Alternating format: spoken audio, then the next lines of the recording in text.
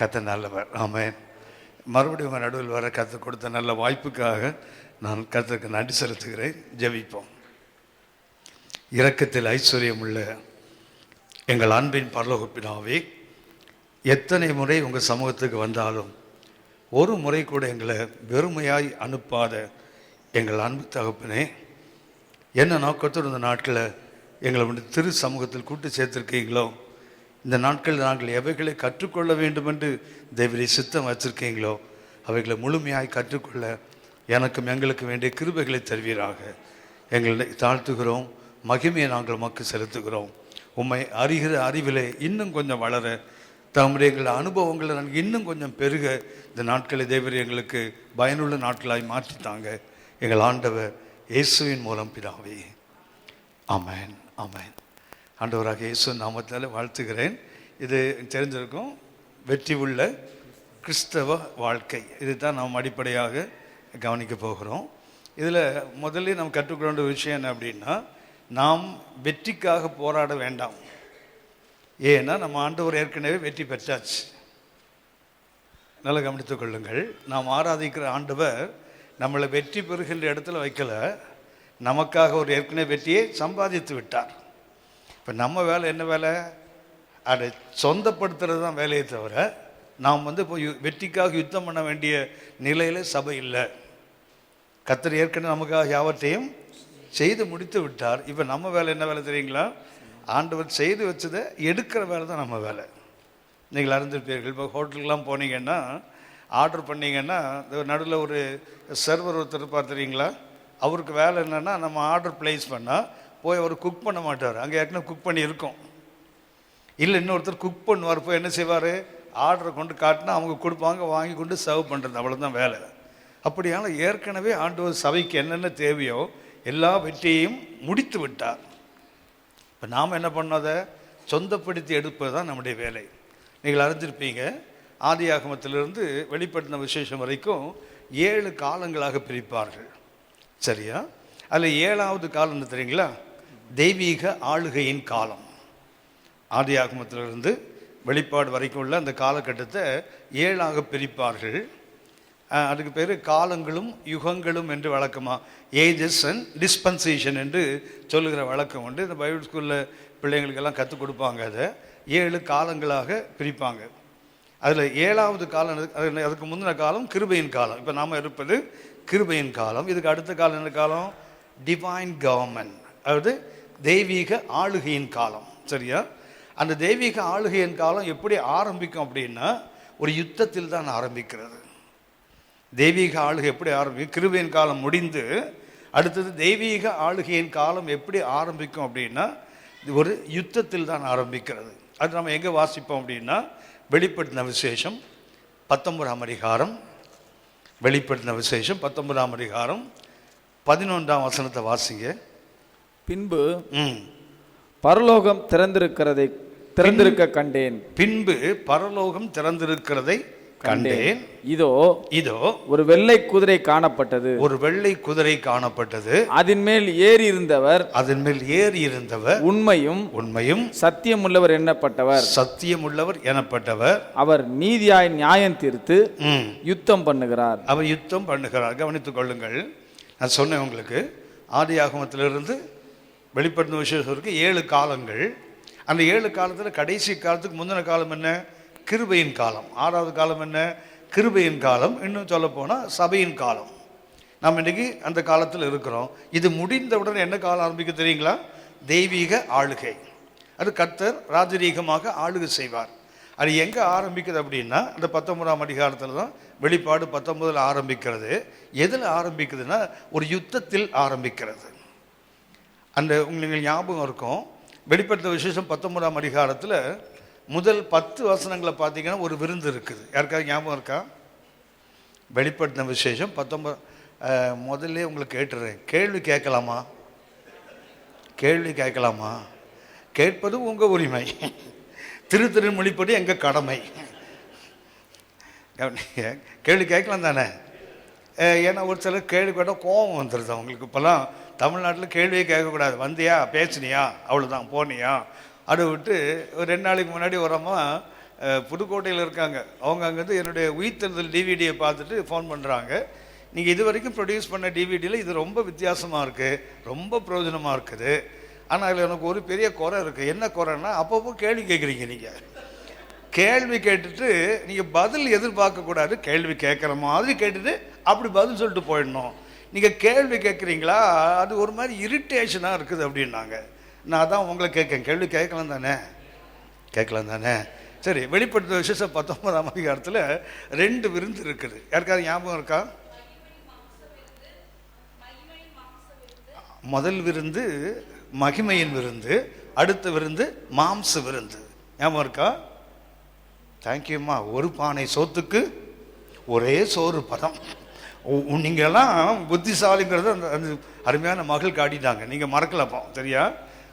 ஒரு சோறு வந்தால் போதில்ல, பானை வெந்த மாதிரி தானே அர்த்தம். ஹலோ, அப்படியே ஞாயிற்றுக்கிழமை ராத்திரி வரைக்கும் வச்சுங்க, ஒரு சோறு வெந்தால் போதும். கவனிங்க, 2 விருந்து. முதல் 10 வசனங்கள் என்ன விருந்து? ஹலோ, அது என்ன விருந்து?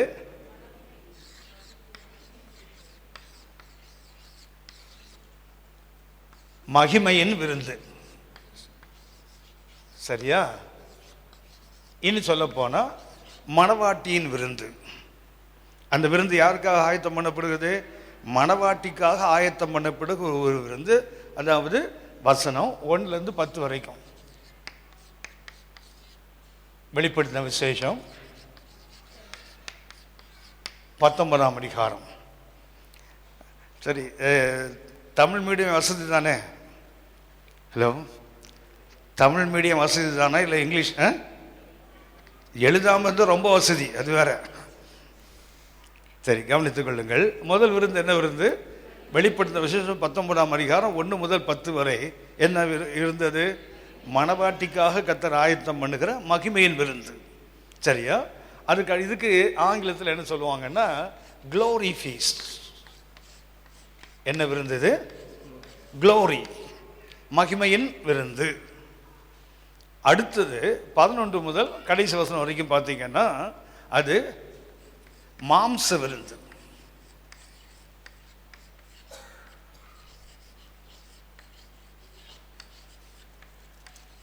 மாம்ச விருந்து. இதுக்கு ஆங்கிலத்தில் கோரி ஃபீஸ்ட். தமிழ்லையும் கிட்ட தான் இருக்குது, ஆங்கிலத்திலையும் கிட்ட தான் இருக்குது. ஹலோ, இந்த எல்லை எடுத்தீங்கன்னு வச்சிங்களேன், என்ன ஆகிடும்? க்ளோரியாக மாறிடும், அவ்வளோதான். இது மகிமையின் விருந்து. யாருக்கு? மணவாட்டிக்காக கர்த்தர் ஆயத்தம் பண்ணுற விருந்து. அடுத்தது என்ன? அது மாம்ச விருந்து. ஆங்கிலத்தில் கோரி ஃபீஸ்ட் என்று சொல்வார்கள் அதை. இது யாருக்கு?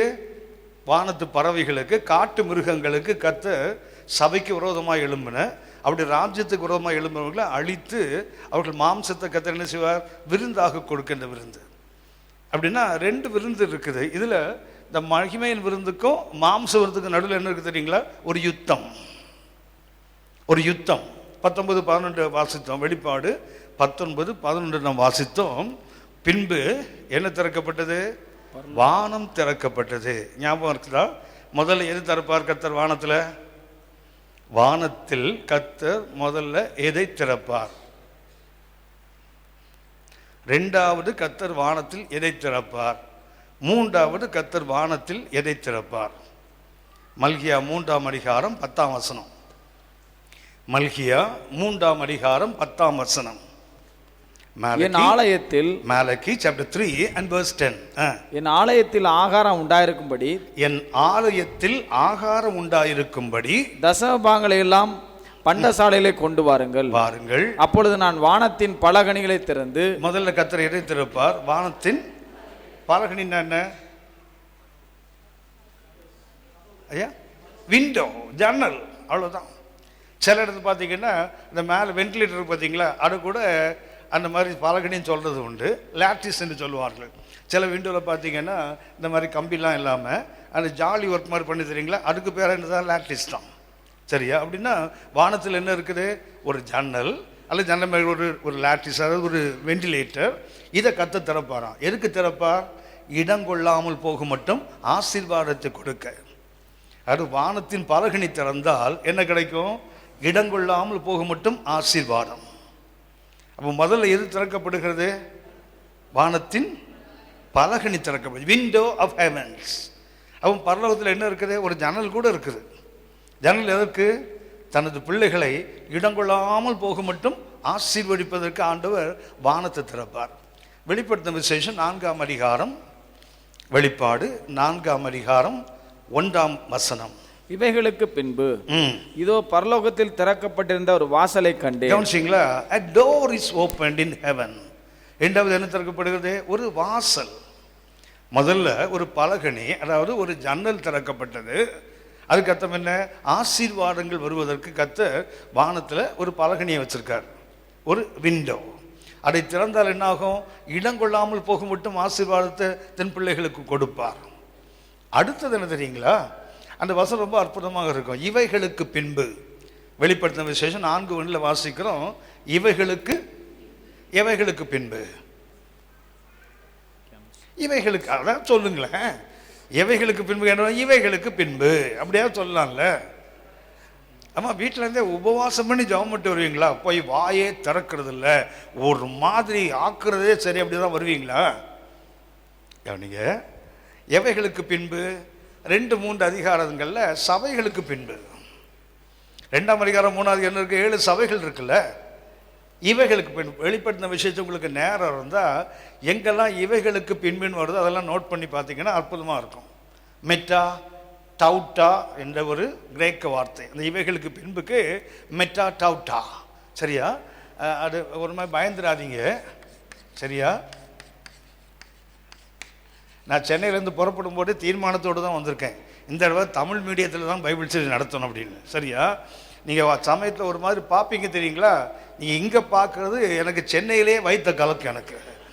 அதனால் இந்த தடவை தீர்மானம் பண்ணிட்டேன், இங்கிலீஷ்லேயே எழுதக்கூடாது போர்டில் அப்படின்னு. ஆனாலும் உங்களுக்கு ஒரு சிலருக்கு தேவைப்படும். சரியா?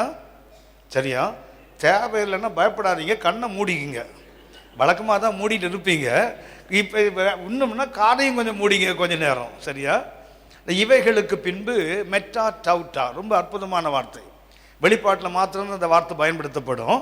திருப்பி திருப்பி இந்த வார்த்தைகள் வரும். வரும்போதெல்லாம் பார்த்தீங்கன்னா அற்புதங்கள். அதே போல் 4ஆம் அதிகாரம் 1ஆம் வசனத்தில் என்ன இருக்குது? இவைகளுக்கு பின்பு என்றால் எவைகளுக்கு பின்பு நீங்கள் அறிஞ்சிருப்பீங்க. வெளிப்படுத்தின விசேஷத்தில் மொத்தம் 19 முறை சபை என்ற வார்த்தை இருக்கு. வெளிப்படுத்தின விசேஷம் 22 அதிகாரம். எத்தனை வசனம்? அது மாத்திரம் கேட்கக்கூடாது. சரியா? அதிகாரம் கேட்டீங்கள, சொன்னோமே அதோடு விட்டுருணும். 404 வசனம் இருக்கு அதில். சரியா? 22 அதிகாரம் 404 வசனங்கள். அதில் 19 முறை என்ன வார்த்தை இருக்குது? சபை என்ற வார்த்தை. இப்போ சபை என்பது எத்தனை? 19 முறை. அதில் என்ன விசேஷம்னா, அந்த 2 அதிகாரம் இருக்குது தெரியுங்களா? வெளிப்பாடு 2-3 இருக்கா?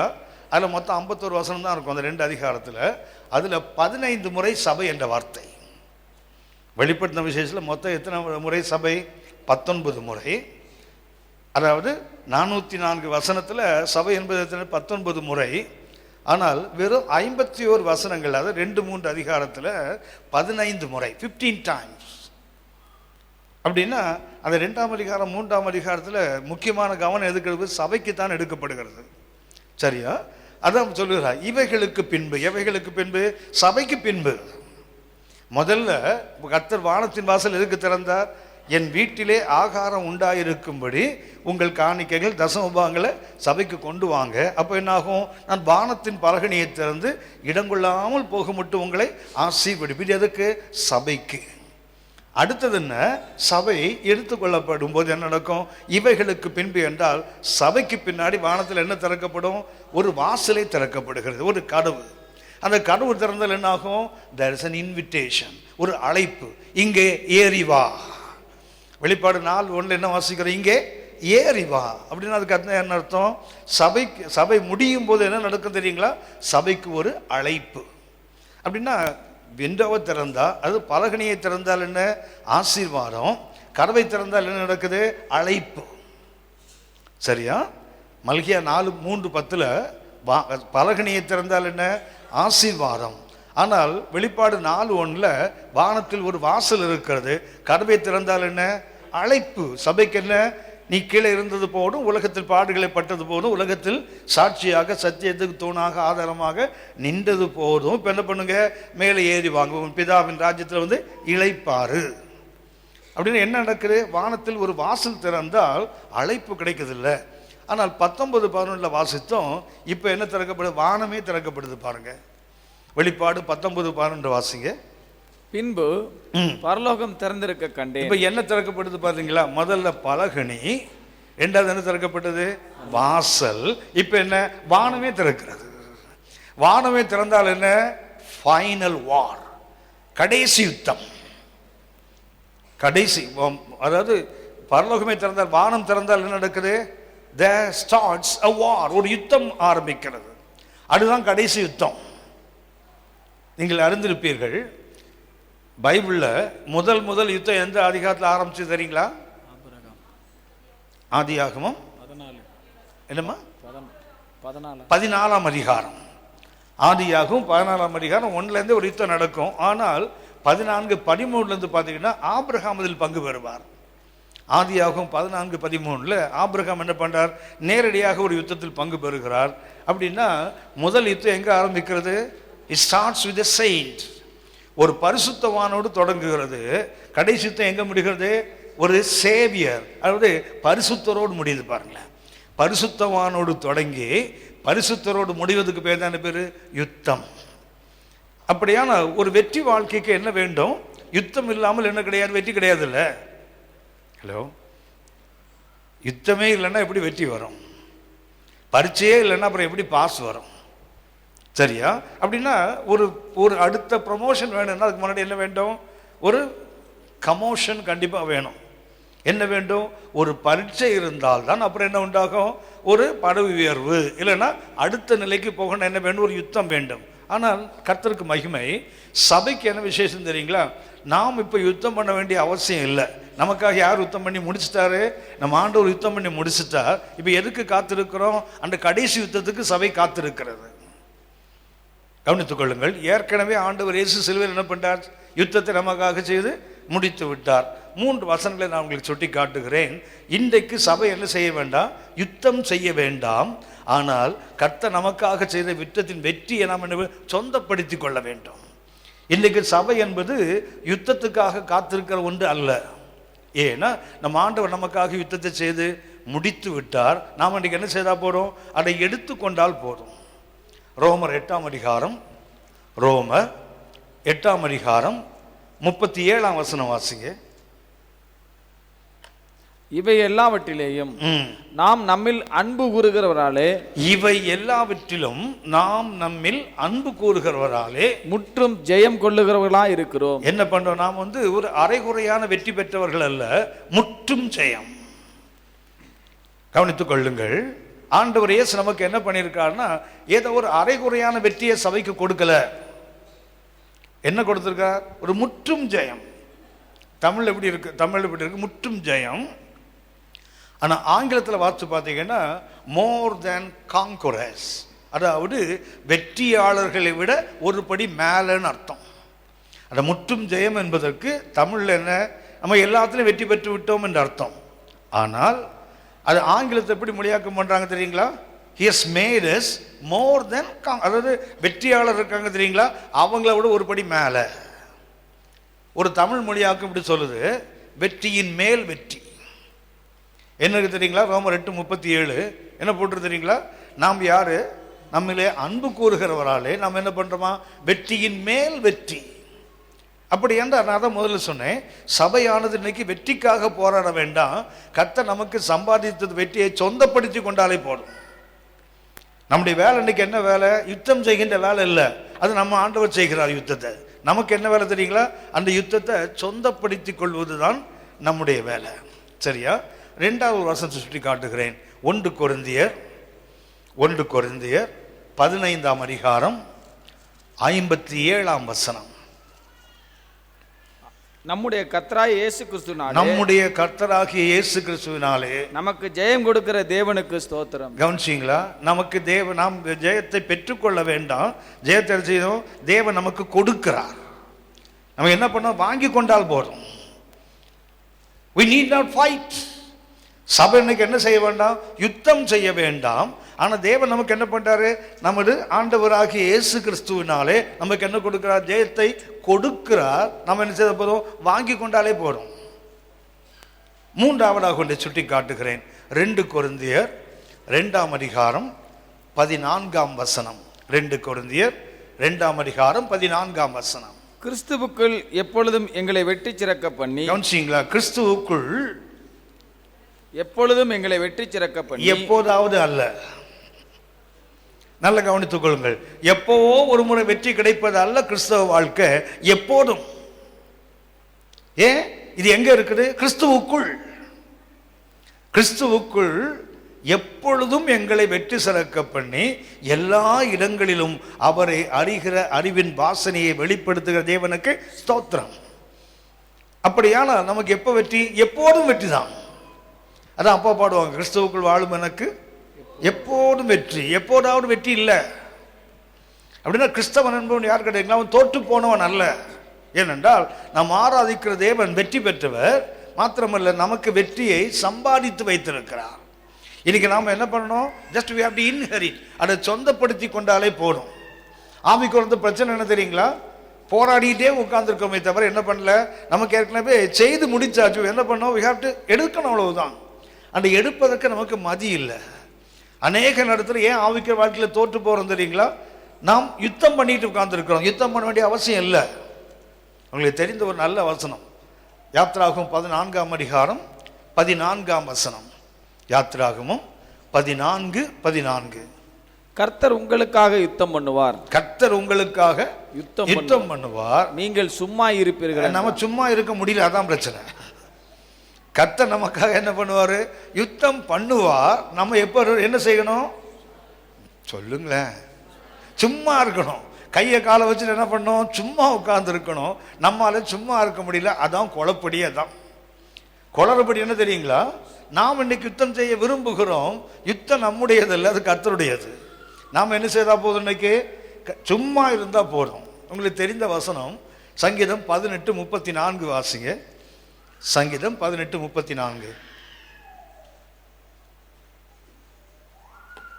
வெண்கல வில்லும் என் புயங்களால் வளையும்படி என் கைகளை யுத்தத்திற்கு பழக்குவிக்கிறார். தேவன் என்ன செய்யறாரா? நம்ம தோளுக்கு என்ன பயிற்சி கொடுக்கிறார்? வெண்கல வில்லும் எங்கள் புயங்களால் வளையும்படிக்கு. வில் உங்களுக்கு தெரியும், மரத்தினால செய்வாங்க, இல்ல மெட்டீரியல் செய்வாங்க. ஆனா இது என்ன வில் தெரியுங்களா? வெண்கல வில். இந்த வெண்கல வில்ல வளைக்கிறதுக்கு தோளுக்கு கொஞ்சம் பலம் வேணும். பலவீனமானவர்கள் என்ன செய்ய முடியாது? வெண்கல வளைக்க முடியாது. ஆனால் கர்த்தர் என்ன பண்றா தெரியுங்களா? தன் பிள்ளைகளுக்கு என்ன கொடுக்கிறாரு? வெண்கல வில்லும் உன் புயங்களால் வளையும்படிக்கு யுத்தத்துக்கு என்ன செய்யறாராம்? பழக்கு வைக்கிறார். அடுத்தது சங்கீதம் 144. சங்கீதம் 144:1. என் கைகளை போருக்கும் என் விரல்களை யுத்தத்திற்கும் படிப்பிக்கிற என் கண்மலாய கர்த்தருக்கு ஸ்தோத்திரம். முதல்ல என்ன பண்றாரு? தோளுக்கு பயிற்சி கொடுக்கிறார். ரெண்டாவது கைகளுக்கு விரலுக்கும் யுத்தத்தை படிப்பிக்கிறார். முதல்ல என்ன பண்ணாரு? ஒரு பிராக்டிஸ். அடுத்து என்ன பண்றார்? அப்ப டீச் பண்றார். எதுக்கு? எப்படி வில்ல வளைக்கணும். அடுத்தது எப்படி? கைகளுக்கு ஒரு பயிற்சி இருக்கு. இதற்கு என் கைகளை போருக்கும் என் விரல்களை கவனிச்சிங்களா? போர் வேற, யுத்தம் வேற. போர் என்றால் போர், அவ்வளவுதான். போர் என்றால் என்ன? போர் அடிக்கிற வேலை தான். அதுவா? யுத்தம்னா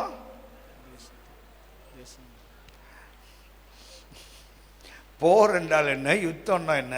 ஆங்கிலத்தில் போருக்கு வார், யுத்தத்துக்கு பேட்டில். ஆங்கிலத்தில் எனக்கு இங்கிலீஷ் எழுதுக்கு பயமாக இருக்கும். ஏன்னா நீங்கள் முழிக்கிற மொழியை கொஞ்ச நேரம் ஆகும்ல செட்டில் ஆகிறதுக்கு. இப்போ தானே வந்திருக்கீங்க, உடனே நாங்கள் அப்படியே ஸ்டார்ட் கோன்னு போயிடுவோமா என்ன? கொஞ்ச நேரம் ஆகாதுல, அடுப்பை பற்ற வச்சு அப்புறம் அதை தூதி இதை ஊதி அப்புறம் நெருப்பு வரது கொஞ்சம் நேரம் ஆகும்ல. ஏற்கனவே நெருப்புக்குள்ளே இருக்கிறீங்க, அதுக்கப்புறம் உங்களை தட்டுறதெல்லாம் அணைஞ்சு போன அடுப்பை தான் என்ன பண்ணணும், போட்டு ஊதி ஏற்கனவே அக்னியில் தானே கர்த்தர் உங்களை உட்கார வச்சிருக்காரு. அதுக்கப்புறம் மறுபடியும் அடுப்பு பற்ற வைப்பாங்க. ஹலோ ஹலோ ஒன்று தெரியுங்களா, இங்கே வந்து வெளியே போகிறவங்களாம் பெரிய ஃபயராக போயிட்டு இருக்கிறான். எங்கே உங்கள்ட்ட உள்ள நெருப்பை தான் அவங்க வாங்கிட்டு போகிறாங்க. ஆமேன் ஆமேன். ஆமாம், இங்கே வந்து போன பாஸ்டர் ஒருத்தர் சென்னையில் இருக்கிறார். அவர் வந்து சொல்லியிருக்காரு, யோ அங்கே என்னையா நடக்குது, ஒன்றுமே புரியலையா, ஒன்றுமே அட்ரஸ் இல்லாத ஆளுகளாம் வந்து டீச் பண்ணுறாயா, என்னென்னவோ நடக்குதுயா அங்கே. யார் ஒரு ஊழியக்காரர் இங்கே வந்துட்டு போன பிறகு, நான் அப்படி எதிர்பார்க்கவில்லை, அப்படி நடக்குது. ஏன் நடக்குது? உங்கள் ஜெபந்தான், உங்களுடைய தியாகம்தான், உங்களுடைய அர்ப்பணிப்பு தான் அதெல்லாம் மாற்ற. ஒரு ஊழியக்காரன் அந்த அளவுக்கு மாற்ற முடியும்னா உங்களுடைய எவ்வளோ அக்னி இருக்குது. என்ன அப்படி உட்காந்துருக்கீங்களே, கால் நிறைய சாப்பிட்டீங்களோ? சாப்பிடவே இல்லையா?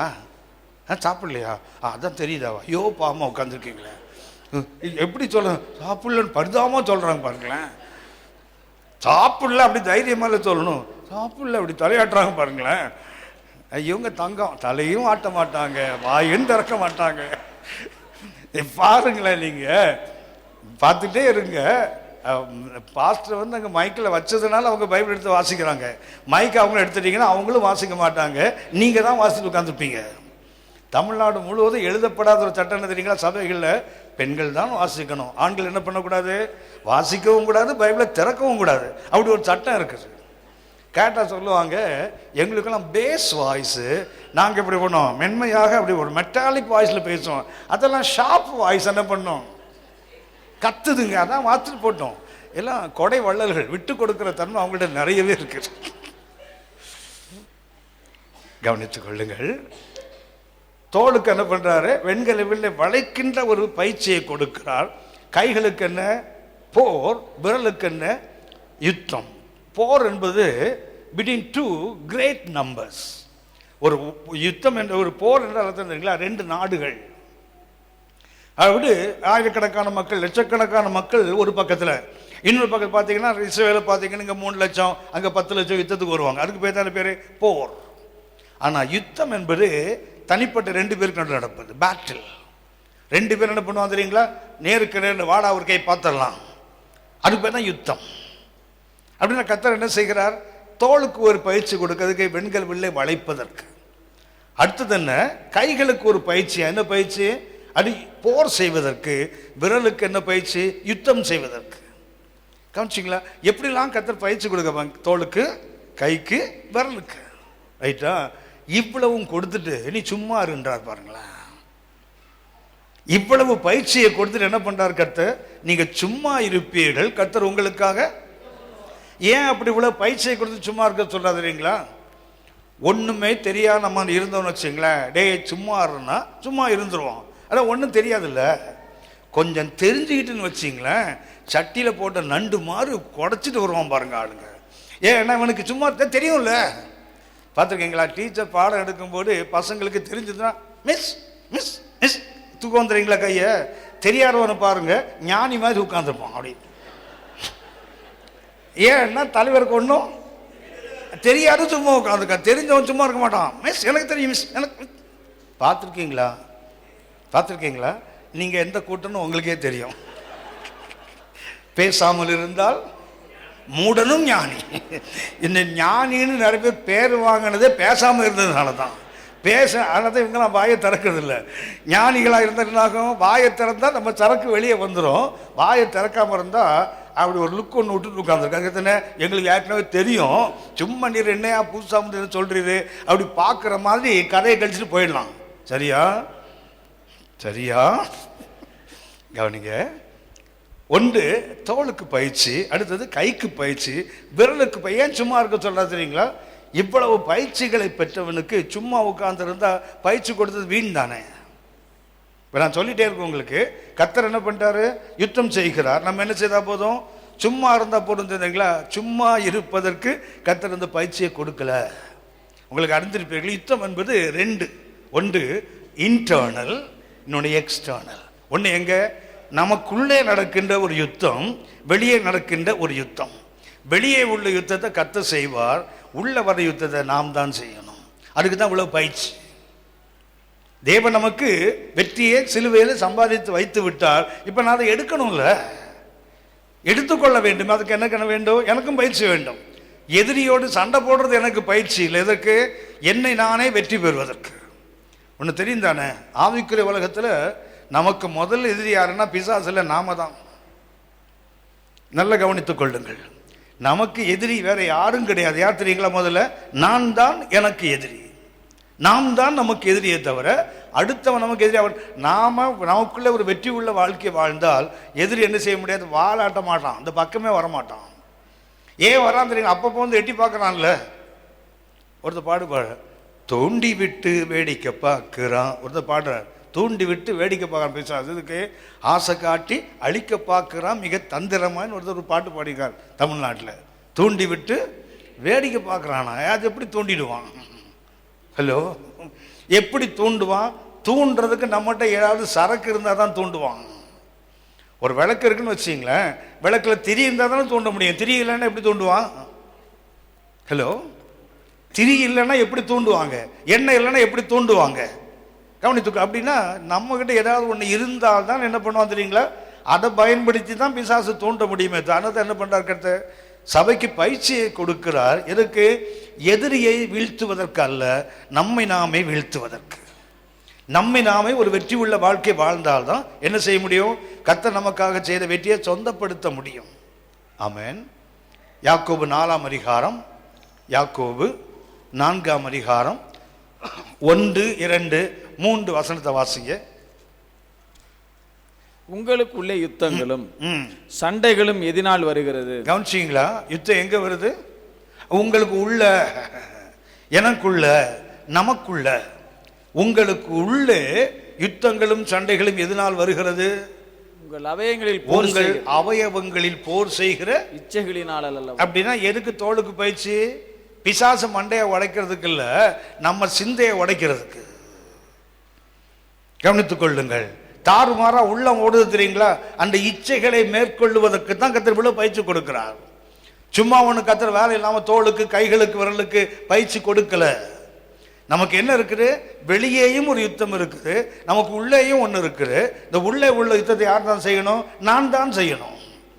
நமக்கு எதிராக வருகின்ற யுத்தத்தை நம்ம ஆண்டவர் நமக்காக செய்து முடித்து விட்டார். இப்போ என்ன ஆகுது தெரியுங்களா? நமக்குள்ள யுத்தத்தை நாம் வெற்றி பெற்றால் நம்மளால் அதை எடுத்துக்க முடியும். நமக்குள்ளே அந்த யுத்தத்தை நாம் வெற்றி பெறாத வரைக்கும் என்ன செய்ய முடியாது? கர்த்தர் நமக்காக சிலுவையிலே செய்து வேத எதையும் நாம் சொந்தப்படுத்த முடியாது. ஆகவே தான் கர்த்தர் என்ன பண்ணார்? 2 கொடுக்க. வாசிங்க தம்பி, வசனத்தை வாசிங்க. உங்களுக்குள்ளே யுத்தங்களும் சண்டைகளும் எதனாலே வருகிறது? உங்கள் அவயவங்களில் போர் செய்கிற இச்சைகளினால் அல்லவா? நீங்கள் இச்சித்தும் உங்களுக்கு கிடைக்கவில்லை. நீங்கள் கொலை செய்தும் பொறாமையுள்ளவர்களாய் இருந்தும் அடையற் கூடாமல் போகிறீர்கள். நீங்கள் சண்டையும் யுத்தமும் பண்ணியும் நீங்கள் விண்ணப்பம் பண்ணாமல் இருக்கிறதுனாலே உங்களுக்கு சித்திக்கிறது இல்லை. முதல்லையே வெற்றி பெறவில்லை, சித்திக்கவில்லை என்ற வெற்றி ஏன் கிடைக்கல? சித்தி என்பது உங்களுக்கு தெரியும். சித்தி என்றால் என்ன? அம்மாவுக்கு தங்கச்சினா சொல்லுங்களேன், இல்ல சித்தப்பா மனைவினா சொல்லுங்களேன். சித்தினா யாரு? சித்தி என்றால் வெற்றி. சரியா? தமிழ்ல சித்தி என்றால் வெற்றி. என்ன சொல்றாரு? நீங்க சண்டை பண்றீங்க, யுத்தம் பண்றீங்க, அவங்களுக்கு என்ன கிடைக்கல? சித்தி கிடைக்கவில்லை. ஏன் கிடைக்கல? நீங்க ஜெபம் பண்றீங்க, ஆனா என்ன பண்ண? உங்களுக்கு அது கிடைக்கல. நீங்கள் விண்ணப்பம் பண்ணியும் உங்கள் இச்சைகளை நிறைவேற்றும்படி செலவழிக்க வேண்டும் என்று தகாத விதமாய் விண்ணப்பம் பண்ணுகிறபடினால் பெற்றுக் கொள்ளாமல் இருக்கிறீர்கள். ஏன் நமக்கு இன்னைக்கு வெற்றி கிடைக்கல? கவனித்துக் கொள்ளுங்கள். நமது இச்சைகளை நிறைவேற்றுவதற்காகவே நாம் ஜெபம் பண்றோம், நமக்கு அதுக்காக போராடுகிறோம், அதை பெற்றுக்கொள்வதற்காக போராடுகிறோம். என்ன ஆகாது? அது கிடைக்காது. ஏன்? நமக்குள்ளதான் இச்சைகள் செயல்பட்டு கொண்டே இருக்கிற. என்றைக்கு என் மேலே எனக்கு வெற்றி வருதோ அன்றைக்குத்தான் என் ஆண்டவர் எனக்காக சிலுவையில் எதை செய்து வைத்தாரோ அதை நான் சொந்தப்படுத்த முடியும். நாம் அதை அப்படி வெற்றி பெற வேண்டுமானால் என்ன வேண்டும்? எனக்கு நானே ஒரு வெற்றி உள்ளவனாக மாற வேண்டும். நான் சொன்னேனே 2 விருந்து சொன்னேன் தெரியுங்களா? வெளிப்படுத்தின விஷயம் 19ஆம் அதிகாரத்தில் 2 விருந்து. ஒரு விருந்து மணவாட்டி விருந்து, இன்னொன்று மாம்ச விருந்து. தெரியுங்களா? இதை அப்படியே நீங்கள் நீதிமொழிகள் 9ஆம் அதிகாரம் 1 முதல் 12 வசனங்களை பார்த்தீங்கன்னா இந்த மகிமையின் விருந்து இருக்கும். அடுத்தது 13 முதல் 18 வரைக்கும் பார்த்தீங்கன்னா இந்த மாம்ச விருந்து இருக்கும். நீதிமொழிகள் 9ஆம் அதிகாரம் 1 முதல் 12 வரைக்கும் பார்த்தீங்கன்னா ஞானம் வீட்டை கட்டுகிறது, 7 தூண்களையும் சித்திரந்தீர்க்கிறது, அப்புறம் தன்னுடைய கொழுத்த ஜந்துக்களை அடிக்கிறது, அப்புறம் தன் ரசத்தை வார்த்து வைக்கிறது, அப்புறம் தன்னுடைய பந்தியை ஆயத்தப்படுத்துகிறது, அப்புறம் தன் பணிவிடைக்காரர்கள் என்ன பண்ணு, புத்தியனே பேடையே நீ வா வந்து என்ன பண்ணு இந்த விருந்திலே பங்கு பெறு. முதல் 12 வசனங்கள் என்ன விருந்து தெரியுங்களா? இந்த மணவாட்டி விருந்து அல்லது மாம்ச விருந்து, மகிமையின் விருந்து. அதுக்கு அடுத்தது என்ன தெரியுங்களா? 13 முதல் மதியற்ற ஒரு பெண்ணை குறித்து வாசிக்கிறோம் பாருங்களேன். மதியற்ற ஸ்திரீ, அது முதல்ல யாரு? ஞானம் உள்ள ஒரு ஸ்திரீ. தமிழில் பார்த்தீங்கன்னா ஞானம் தன் வீட்டை கட்டின்னு போட்டு தெரியுங்களா? ஆனால் தமிழில் தான் ஞானம் வீடு, ஞானம் பொதுவாக இருக்கும். ஆனால் ஆங்கிலத்தில் பார்த்தீங்கன்னா எபிரேய மொழியில் பார்த்தீங்க ஞானம் என்ற பெண் தன் வீட்டை கட்டின்னு இருக்கும். Wisdom hath built her house. ஞானம் அவளுடைய வீட்டை கட்டின்னு இருக்கும். அதில் ஞானம் அப்படி ஞானம் எப்படி சொல்லப்படுகிறது? ஒரு பெண்ணாக சொல்லப்படுகிறது. அந்த பெண் என்ன பண்ணுறா? முதல் 12 வசனங்களில் ஞானமாகிய பெண் என்ன பண்ணுறா? தன் வீட்டை கட்டி தன் 7 தூண்களை சித்திரம் தீர்த்து, அதுக்கப்புறம் தன் ஜந்துக்களை அடித்து, அப்புறம் தன் ரசத்தை வார்த்து பந்தியை ஆயத்தப்படுத்தாங்க. இது ஒரு விருந்து. அடுத்த விருந்து என்ன? 13லேருந்து பார்த்தீங்கன்னா மதியற்ற ஒரு பெண் அவன் என்ன பண்ணுறா? மாம்ச விருந்தை பண்ணுறா பாருங்க. அவன் என்ன பண்ண? தன் படுக்கையை அலங்கரித்து வைத்து என்ன பண்ணுறா? நரகத்துக்கு போகிறவன் பாதாளத்துக்கு போகிறவன் அவன் கூப்பிடுறா பாருங்களேன். அப்படியான அந்த 2 விருந்து இருக்கு. ஒரு என்ன விருந்து? வெற்றி பெறுகின்ற மகிமையின் விருந்து. அடுத்தது என்ன? நம்மை விழப்பண்ணுகிற மாம்ச விருந்து. இன்னைக்கு என்ன விசேஷம் அப்படின்னா, இந்த மகிமையின் விருந்து நமக்கு வேண்டுமானால் நமக்கு எதில் வெற்றி வேணும்? இந்த மாம்ச விருந்தில் வெற்றி இருந்தால்தான். அதான் உங்களுக்கு சொன்னேன், வேதத்தின் அடிப்படையில் 7 காலங்களாக பிரிக்கிறார்கள். அந்த 7 காலங்களை பிரிக்கும் போது அந்த 6வது யுகம் என்ன யுகம்னு சொன்னால் அது கிருபையின் காலம் அல்லது கிருபையின் யுகம், சபையின் காலம். அடுத்தது என்ன? இந்த ஆண்டவர் இயேசுவினுடைய ஆளுகையின் காலம். அந்த ஆளுகை எங்கே ஆரம்பிக்க தெரியுங்களா? இந்த இதில் முடியும், இதில் ஆரம்பிக்கும். அப்படின்னா இதில் யார் பங்கு பெறுவார்கள்? அவர் வெற்றி பெற்றதை யார் சொந்தப்படுத்திக் கொள்கிறாங்களோ அவங்க இதில் பங்கு பெறுவாங்க. அவர் வெற்றி பெற்றதை யார் சொந்தப்படுத்தாமல் இருக்க அவங்க என்ன பண்ணுவாங்க? இந்த மாம்ச விருந்துக்கென்று அழிக்கப்படுவார்கள். அப்போ இது நமக்கு நல்லா தெரியணும். நாம் இன்றைக்கு யுத்தம் பண்ணி என்ன செய்ய வேண்டியதில்லை, வெற்றியை சொந்தப்படுத்த வேண்டிய அவசியம் இல்லை.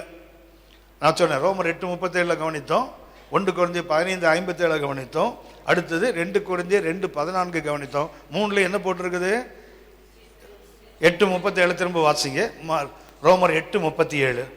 இவைகள் எல்லாவற்றிலேயும் நாம் நம்மிலே அன்பு கூறுகிறவராலே முற்றும் ஜெயம் கொள்ளுகிறவர்களாய் இருக்கிறோம். நாம் என்ன பண்றோம்? முற்றும் ஜெயம் கொண்டவர்கள். அதாவது ஒரு அரைகுறையான வெற்றியை பெறுவதற்காக கர்த்தர் நமக்கு சபையை உருவாக்கல. என்ன வெற்றி? முற்றும் ஜெயம், ஒரு முழுமையான வெற்றி. எதுல கிடைக்குது? முதல்ல உபத்திரவம்.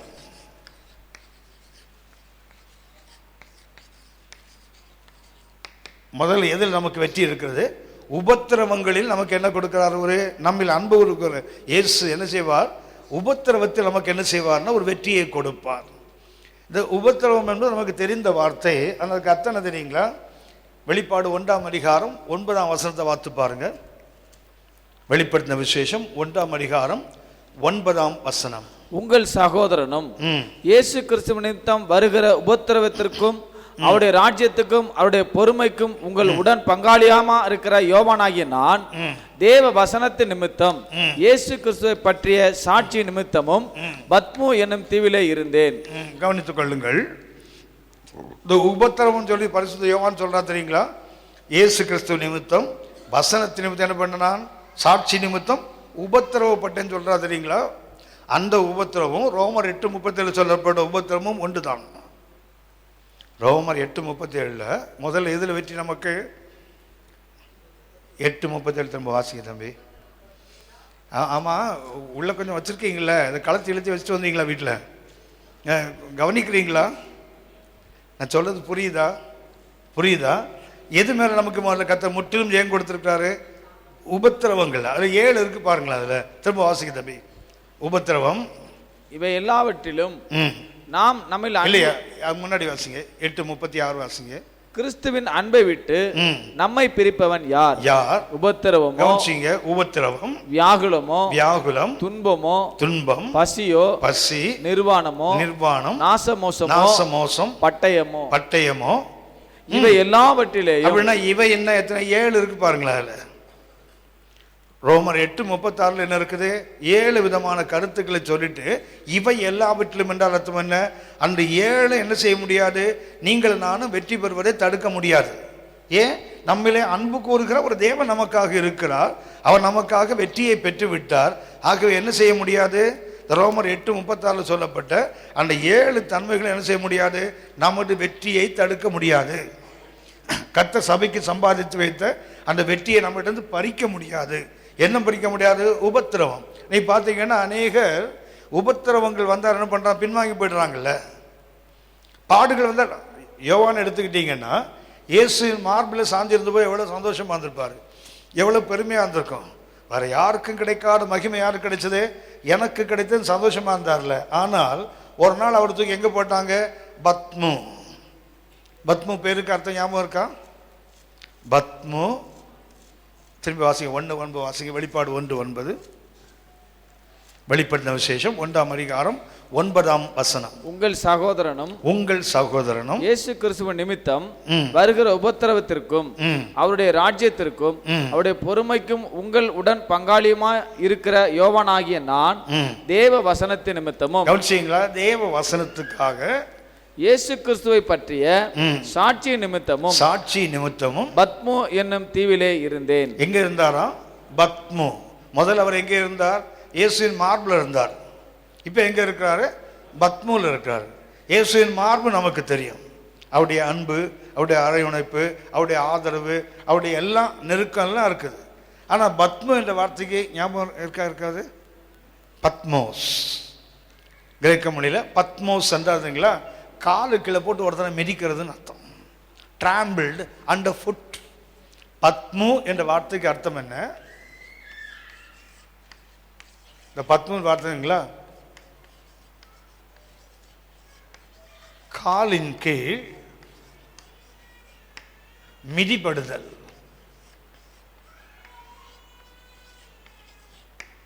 பத்மு என்ற பேருக்கு அர்த்தம் என்ன? ட்ராம்பிள்டு அண்டர் ஃபுட். காலு கீழே போட்டு ஒருத்தரை மிதிச்சா எப்படி இருக்கும் அந்த அனுபவம். அப்படின்னா இயேசுவின் மார்பில் சாஞ்சிருக்க எல்லாருக்குமே விருப்பம் உண்டு. ஆனா காலு கீழே போட்டு மிதிச்சா யோவான் என்ன சொல்றா தெரியுங்களா? நான் வசனத்து நிமித்தம் கர்த்தருக்காக நான் கொடுத்த சாட்சி நிமித்தம் எங்க இருக்கிறேன்? பத்மு என்ற தீவிலே நான் நாடு கடத்தப்பட்டேன். கவனியுங்கள், இந்த உபத்திரவம் என்ன செய்ய முடியாது? உங்களை என்னையும் தோற்கடிக்க முடியாது. அப்படின்னா விசுவாசிகள் என்ன பண்ணக்கூடாது? உபத்திரவங்கள் வந்தால் உடனே சோர்ந்து போயிடக்கூடாது. ஆண்டவர் ஏன் எனக்கு அந்த உபத்திரவத்தை கொடுத்தார்? நமக்கு என்ன பிரச்சனைன்னா, நாம் ஒரு தப்பு பண்ணிட்டோம்னு வச்சுங்களேன், ஆவிக்கிற வாழ்க்கையில் தான் இருக்கிறோம், வசனத்தை நம்புகிறோம், வசனத்தை பிரசங்கிக்கிறோம், எல்லாம் நம்ம கேட்குறோம். ஆனால் நம்ம வாழ்க்கை உபத்திரவம் என்ன பண்ண தெரியுங்களா? எனக்கு ஏன் ஆண்டவரே?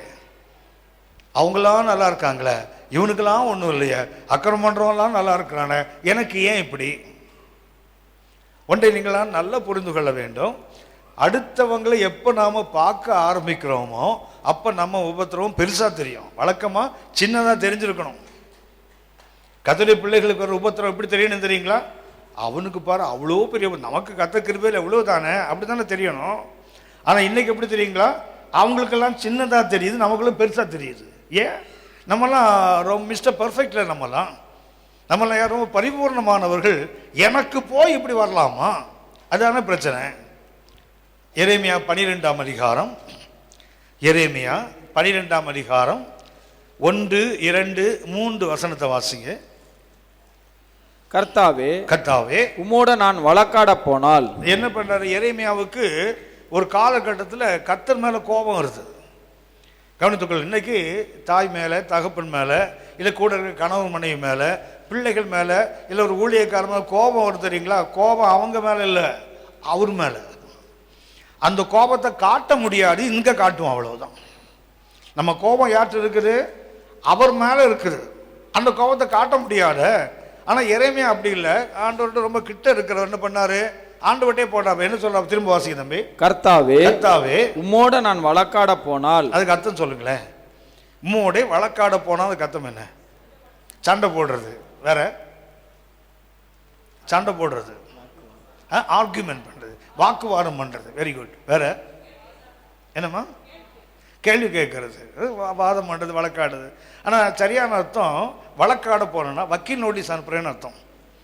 ஹலோ, இறையமாக்கு எவ்வளோ கோவம் வருது. ஒரு வக்கீல் நோட்டீஸ் அனுப்புறையா, உன்னை கோர்ட்டுக்கு இழுத்து உன் மகனை உன்னை கோர்ட்டில் நிறுத்தி அந்த சாட்சிக்கு ஒன்று, அதான் அந்த கோபம் இருக்கு. வழக்காட போன அர்த்தம் என்ன? கோர்ட்டுக்கு வாயா பார்த்துக்கலாம் ஒரு கை. சரி, அப்படின்னா அவருக்கு என்ன கோபம் வருது? ஆண்டவருக்கு ஒரு வக்கீல் நோட்டீஸ் அனுப்புற இடத்துக்கு வக்கீல் கவுன்சில் ஆஃபீஸில் போய் உட்காந்துருக்கு. அதுக்கு ஒரு நோட்டீஸ் அனுப்பியா பரலோகத்துக்கு? இந்த ஆள் என்ன பண்ணுறான், அநியாயம். அந்த கோபத்தில் பண்ணுறாரு பாருங்களேன். வழக்காட போனால் தேவரீர் நீதி உள்ளவராமே. அதான் தெரியுது இல்லை, அப்புறம் ஏன் வக்கீல் ஆஃபீஸுக்கு போனீரு? உங்களுக்கு தான் தெரியுது அவர் நீதி உள்ளவன் தெரியுது. ஆனால் எங்கே போய் உட்காந்துக்கார்? வக்கீல் ஆஃபீஸுக்கு உட்காந்துருக்கு. எதுக்கு? ஒரு வக்கீல் நோட்டீஸ் அனுப்பியா? அந்த ஆள் இழுத்துறியா, கோர்ட்டுக்கு இல்லையா, உண்டு பண்ணிடுறோம் பார். அந்த எண்ணம் வருது. காரணம் என்ன தெரியுங்களா? வாசிங்க தம்பி. ஆகிலும் உம்முடைய நியாயங்களை குறித்து மூட நான் பேசும்படி வேணும். நீங்க நீதி உள்ளவன் தெரியும், ஆனால் என்ன பண்றேன், உன் நியாயத்தை குறித்து நான் பேசுவேன். என்ன அநியாயம் பண்றீங்க? ஆகாதவர்களின் வழி. இதான் பிரச்சனை அவருக்கு. அவருக்கு கோபம் யார் மேல இல்ல, கர்த்தர் மேல இல்ல, அடுத்தவன் நல்லா இருக்கான். இதான் பிரச்சனை. ஏத்த வீட்டுக்காரன் நல்லா இருக்கிறது தான் விசுவாசிக்கே குழப்பம். ஊர் அடிச்சு ஒலையில போடுறான், அவெல்லாம் நல்லா இருக்கிறான், நான் தானே இப்படி. கவனிச்சிங்களேன், நான் அடிக்கடி சொல்லுவேன், இந்த பாஸ்டர் பிள்ளைங்க இல்லை விசுவாசி பிள்ளைங்க இருக்கு தெரியுங்களா, பரீட்சைக்கு முன்னாடி 10 நாள் அந்த அம்மா உபவாசம் இருந்தாதான் அது 32 மார்க் வாங்கி ஃபெயில் ஆகும் நம்ம பிள்ளைங்க. ஆனால் அந்த கள்ள நோட்டு அடிக்கிறான் தெரியுங்களா, அவன் பிள்ளை பார்த்தீங்கன்னா 100க்கு 102 வாங்கி பாஸ் ஆகும். கடுப்பு வரும் பாருங்களேன் நமக்கு. ஒரு தங்கச்சி ஆண்டவர் ரொம்ப உறுதியாக பற்றி கொண்டவங்க. ஏன்னா ஜபத்தில் கொஞ்சம் கூட குறைவு இருக்காது அவங்கள்ட்ட. 7 நாளும் ஏதாவது ஒரு ஜபத்தில் இருந்துகிட்டே இருப்பாங்க. அவங்களுடைய மகள் வந்து +2 போகும்போது அந்த ஸ்கூலோட மேடம் ஒரு நாள் கூப்பிட்டு சொல்லிட்டாங்க, இவன் ஃபெயில் ஆகிறதுக்கு வாய்ப்பு இருக்குது, ஆகனால கொஞ்சம் நல்ல கவனம் எடுத்துங்க. ஒன்று சொன்னாங்களே, நான் ஆராதிக்கிற தேவன் என் மகளை ஃபெயில் ஆக விட மாட்டார், நான் ஜபம் பண்ணி அவளை பாஸ் பண்ண வைக்கிறேன். ஒரு 2 வாரம் கழிச்சு அவங்க மிஸ் கூப்பிட்டு சொன்னாங்க, அவளுக்கு கொஞ்சம் கவனம் எடுங்க, அவள் வந்து ஃபெயில் ஆகிறதுக்கு சான்ஸ் இருக்குது. என்ன பண்ணாங்கன்னா, பக்கத்து வீட்டில் ஒரு ஹிந்து அம்மா இருக்குதான், இவங்க ஃப்ரெண்டு சொன்னாங்களா, பிள்ளை நல்லா படிக்கலன்னு சொல்கிறாங்களே, நல்லா படிக்க வைங்க. நம்ம விசுவாசிகளுக்கு என்ன நம்பிக்கைன்னா, ஜெபம் பண்ண பிள்ளை என்ன ஆகிடும்? ஹலோ, பாஸ் ஆகிடாது. ஜெபம் பண்ணுறது பிள்ளைகளுக்கு உதவி செய்யுமே தவிர பிள்ளை படித்தாதான் பாஸ் ஆகும். ஹலோ, தமிழ்நாட்டில் ஒரு ஊழியக்காரர் விருதுநகர் பக்கத்தில் ஒரு முறை ஒரு ஊழியத்துக்கு போனார். போனவர் ஒரு வீட்டில் தங்கி இருந்தார். அந்த வீட்டில் ஒரு நாள் காலையில் ஒரு ஃபாஸ்டிங் பிரேக் போகிறாங்க, ஊழியக்காரோட சேர்ந்து குடும்பத்தார் மொத்தமும் போகிறாங்க.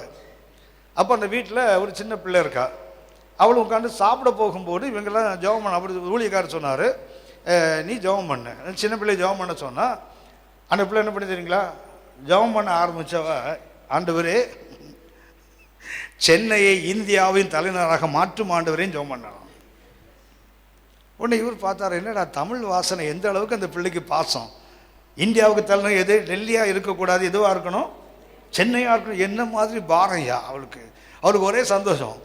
போயிட்டு லேட் ஆச்சு, லேட் நைட் திரும்ப வீட்டுக்கு வராங்க. வந்த உடனே இவருக்கு என்னென்னா, மறுபடியும் அந்த பிள்ளை இப்போ என்ன தான் ஜெபம் பண்ணுறா பார்க்கலாம். மறுபடியும் ராத்திரியும் ஜெபம் பண்ணலாம், ஆண்டவரே சென்னை இந்தியாவின் தலைநகர் மாற்றும் ஆண்டவர். இவர் சொன்னா அரைஞ்சிரும் அவனுக்கு. சென்னை எப்படி இந்தியாவின் தலைநகராக மாறும்? அங்கிள், நம் பரீட்சையில் இந்தியாவின் தலைநகரம் சென்னைன்னு எழுதிட்டேன், இப்போ ஆண்டவர் மாற்றினாதான் எனக்கு மார்க் கிடைக்கும். இந்த கோமாளித்தனம் எங்கேயாவது பாஸ் ஆகுமா? படிக்க வேண்டியதை ஒழுங்காக படித்து ஆண்டோடைய கிருபை கண்டிப்பாக தாங்கும் பிள்ளைகளை. நம்முடைய ஜெபம் பிள்ளைகளை தாங்கும், அதை மாற்றுக்கிறதே இல்லை. சில இடங்களை பார்த்துருக்கீங்களா, பரீட்சைகளுக்கு முன்னாடி பெண்ணு கொடுப்பாங்க தெரியுங்களா? ஹலோ, அதை ஜெபம் பண்ணி இங்கே ஊற்றுவாங்களாம், படிக்கவே வேண்டாம். பிள்ளை பெண்ணை வச்சு என்னென்னாகும், அப்படியே எல்லா எஸ்ஐயும் அது தானாக எழுதும் பாருங்களேன். என்ன கோமாளித்தனமாக இது. நாம் செய்ய வேண்டியது நாம் செய்யாமல் கர்த்தர் எல்லாம் செய்வார்னு நடக்கிற கதையா? நாம் செய்ய வேண்டியதை செய்யணும்ல. அப்படியான நம்ம இன்னைக்கு என்ன பண்றோம் தெரியுங்களா? அந்த யோவான சொன்னேனே, மார்பிள் சாஞ்சிருக்க எல்லாருக்கும் விருப்பம் இருக்குது. ஆனா இயேசுக்காக மிதிப்படுகிற அனுபவம், மிதிப்பட வந்தால் அதெல்லாம் கஷ்டம். யோவான் என்ன சொல்றாரு? அவர் மார்பிள் எனக்கு சாஞ்சிருக்கவும் முடியும், அவருக்காக கால்களின் கீழே மிதிபடவும் எனக்கு முடியும். அதுக்கு பேர் தான் உபத்திரவம். பத்ம என்ற பேருக்கு அர்த்தம் டிராம்பிள் அண்டர் ஃபுட், காலு கீழே ஒருத்தனை போட்டு மிதிக்கிறதுன்னு அர்த்தம். அந்த அனுபவத்தில் அவர் சொல்றாரு, கர்த்தர் நிமித்தம் வருகின்ற உபத்திரவங்கள், வசனத்துக்காக அவருக்காக நான் சொன்ன சாட்சி நிமித்தம் வருகின்ற அந்த உபத்திரவத்துக்கு நான் பங்காளி, அப்படி பாடுகளுக்கு நான் பங்குள்ளவன் சொல்றார்ல. கவனித்துக் கொள்ளுங்கள். எந்த உபத்திர, அந்த கிளிப்சிஸ் என்ற வார்த்தைக்கு அர்த்தம் அதுதான், காலுகளை போட்டு மிதிக்கிறதுன்னு அர்த்தம். அதுதான் பத்ம என்ற பேருக்கு அர்த்தம். இன்னும் சொல்ல போனா கிரஷிங் அண்டர் அ வெயிட். கிளிப்சிஸ் என்ற வார்த்தைக்கு அர்த்தம் என்ன? ஒரு பெரிய சுமைகளை ஒருத்தர் மாட்டிட்டா எப்படி நசுங்குவான், அதை போல இருக்கிற அனுபவம் தான். அப்படின்னா இந்த நேரத்தில் நமக்கு கர்த்தர் என்ன செய்ய முடியும்? ஒரு முழுமையான வெற்றி, ஒரு முற்றும் வெற்றியை கொடுக்க முடியும்ல. ரோமர் 8:36 அடுத்து வாசிக்கிறது. ஒன்று உபத்திரவம், இரண்டாவது என்ன? வியாகுலம். அடுத்தது என்ன? வியாகுலங்கள். இரண்டாவது வியாகுலம். இது நமக்கு நல்லாவே தெரியும். வியாகுலத்தை பார்த்துருக்கீங்களா? வியாகுலத்தை பார்த்துருக்கீங்களா? ஏங்க உங்களை தானே கேட்குறேன், பார்த்துருக்கீங்களா? உங்களுக்கு தமிழ் தெரியுமா? இந்த பக்கத்துல எல்லாம் கன்னடமாக மாட்டீங்களா எல்லாரும்? தமிழ் தெரியுமா? வியாகுலத்தை பார்த்துருக்கீங்களா? பார்த்தது இல்லையா? எப்போ எங்கே பார்த்தீங்க? இங்கே வந்து நின்று பாருங்களேன், நிறைய வியாகுலம் அங்கே இருக்கு பாருங்களேன். ஆமாம், அப்படி ஏறக்குறைய வியாகுலத்தில் அப்படி முடக்குது ஒவ்வொன்றும். இந்த வியாகுலத்துக்கு அர்த்தத்தை சொல்லுகிறேன். அதுக்கு கிரேக்க வார்த்தை கவனித்துக் கொள்ளுங்கள், ஸ்டெனோகோரியா. இந்த வியாகுலத்துக்கு வார்த்தை ஸ்டெனோகோரியா. வியாகுலம் என்பதற்கு பயன்படுத்துகின்ற கிரேக்க வார்த்தை என்ன? ஸ்டெனோகோரியா. அதுக்கு அர்த்தம்னா இடுக்கமான ஒரு இடத்துல அகப்படுதல் அர்த்தம். ஸ்டெனோகோரியா என்ற வார்த்தைக்கு அர்த்தம் என்ன? எந்த பக்கமும் அசைய முடியாம மாற்றம். தெரியுங்களா? யாத்திராகமம் 14ஆம் அதிகாரம், எக்ஸடஸ் சாப்டர் 14, யாத்திராகமம் 14ஆம் அதிகாரம் 2-3 வசனத்தை வாசிங்க. நீங்கள் திரும்பி மிக்தோலுக்கும் மிக்தோலுக்கும் சமுத்திரத்துக்கும் நடுவே, சமுத்திரத்தின் நடுவே பாகால் செபோனுக்கும் முன்பாக இருக்கிற ஈரோத் பள்ளத்தாக்கிலே முன்னடியிலே பாளையம் இறங்க வேண்டும் என்று இஸ்ரவேல் புத்திரருக்கு சொல்லு. கவனிங்க, இதை அழிச்சிட்டுமா? ஓகே.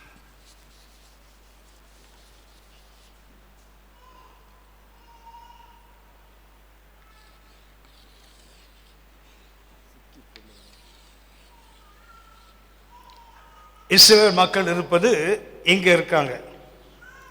எகிப்து, தான் எகிப்து. சரியா? ஏங்க நீங்க நம்பவே மாட்டீங்களா? இது என்ன? இது எகிப்து. இன்னும் சொல்ல போனா அந்த இடத்துக்கு பேரு ராமசேஸ்.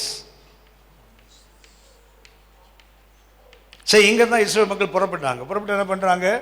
இப்படி வராங்க. இது இஸ்ரவேலோட எல்லை. சரியா? இவங்க இப்படி வந்துட்டு இருக்காங்க. வரும்போது யாத்திராகமம் 16:2 கர்த்தர் சொல்றாரு, நீங்க திரும்புங்க. அவங்களை இப்படியே விட்டுருந்தாங்கன்னா 5 நாள்ல இஸ்ரவேல் வந்து சேர்ந்துருப்பாங்க. அவங்க புறப்பட்ட இடத்துக்கும் இஸ்ரவேலின் எல்லைக்கும் வெறும் 100 மைல் தான். 5 நாள்ல அவங்க இங்க வந்திருக்க முடியும். ஆனா கர்த்தர் என்ன பண்றாரு? திருப்புறார் பாருங்களேன். நீங்கள் திரும்பி எங்க போங்க? மிக்தோல். கவனிங்க, மிக்தோல் இங்க இருக்குது. இது மிக்தோல் வச்சு, இது மிக்தோல். அடுத்தது சமுத்திரத்துக்கு நடுவே பாகால் செபோனுக்கு முன்பாக இருக்கிற ஈரோத் பள்ளத்தாக்கின் முன்னடியிலே பாளையம் இறங்க வேண்டும் என்று இஸ்ரவேல் புத்திரருக்கு சொல்லு. கவனிங்க, இது மிக்தோல், இது பாகால் செபோன், இது சிவந்த சமுத்திரம். பின்னாடி துரத்திட்டு வரான் பார்வோம். கவனித்துக் கொள்ளுங்கள். இப்ப இஸ்ரவேல் மக்கள் இங்க இருக்காங்க. இங்கே இஸ்ரவேலர் இங்கே இருக்கிறாங்க. கர்த்தர் இங்கே எங்கே கொண்டு வைக்கிறாங்க தெரியுங்களா?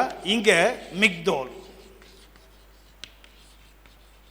மிக்தோல், இங்கே பாகால் சேபோன்.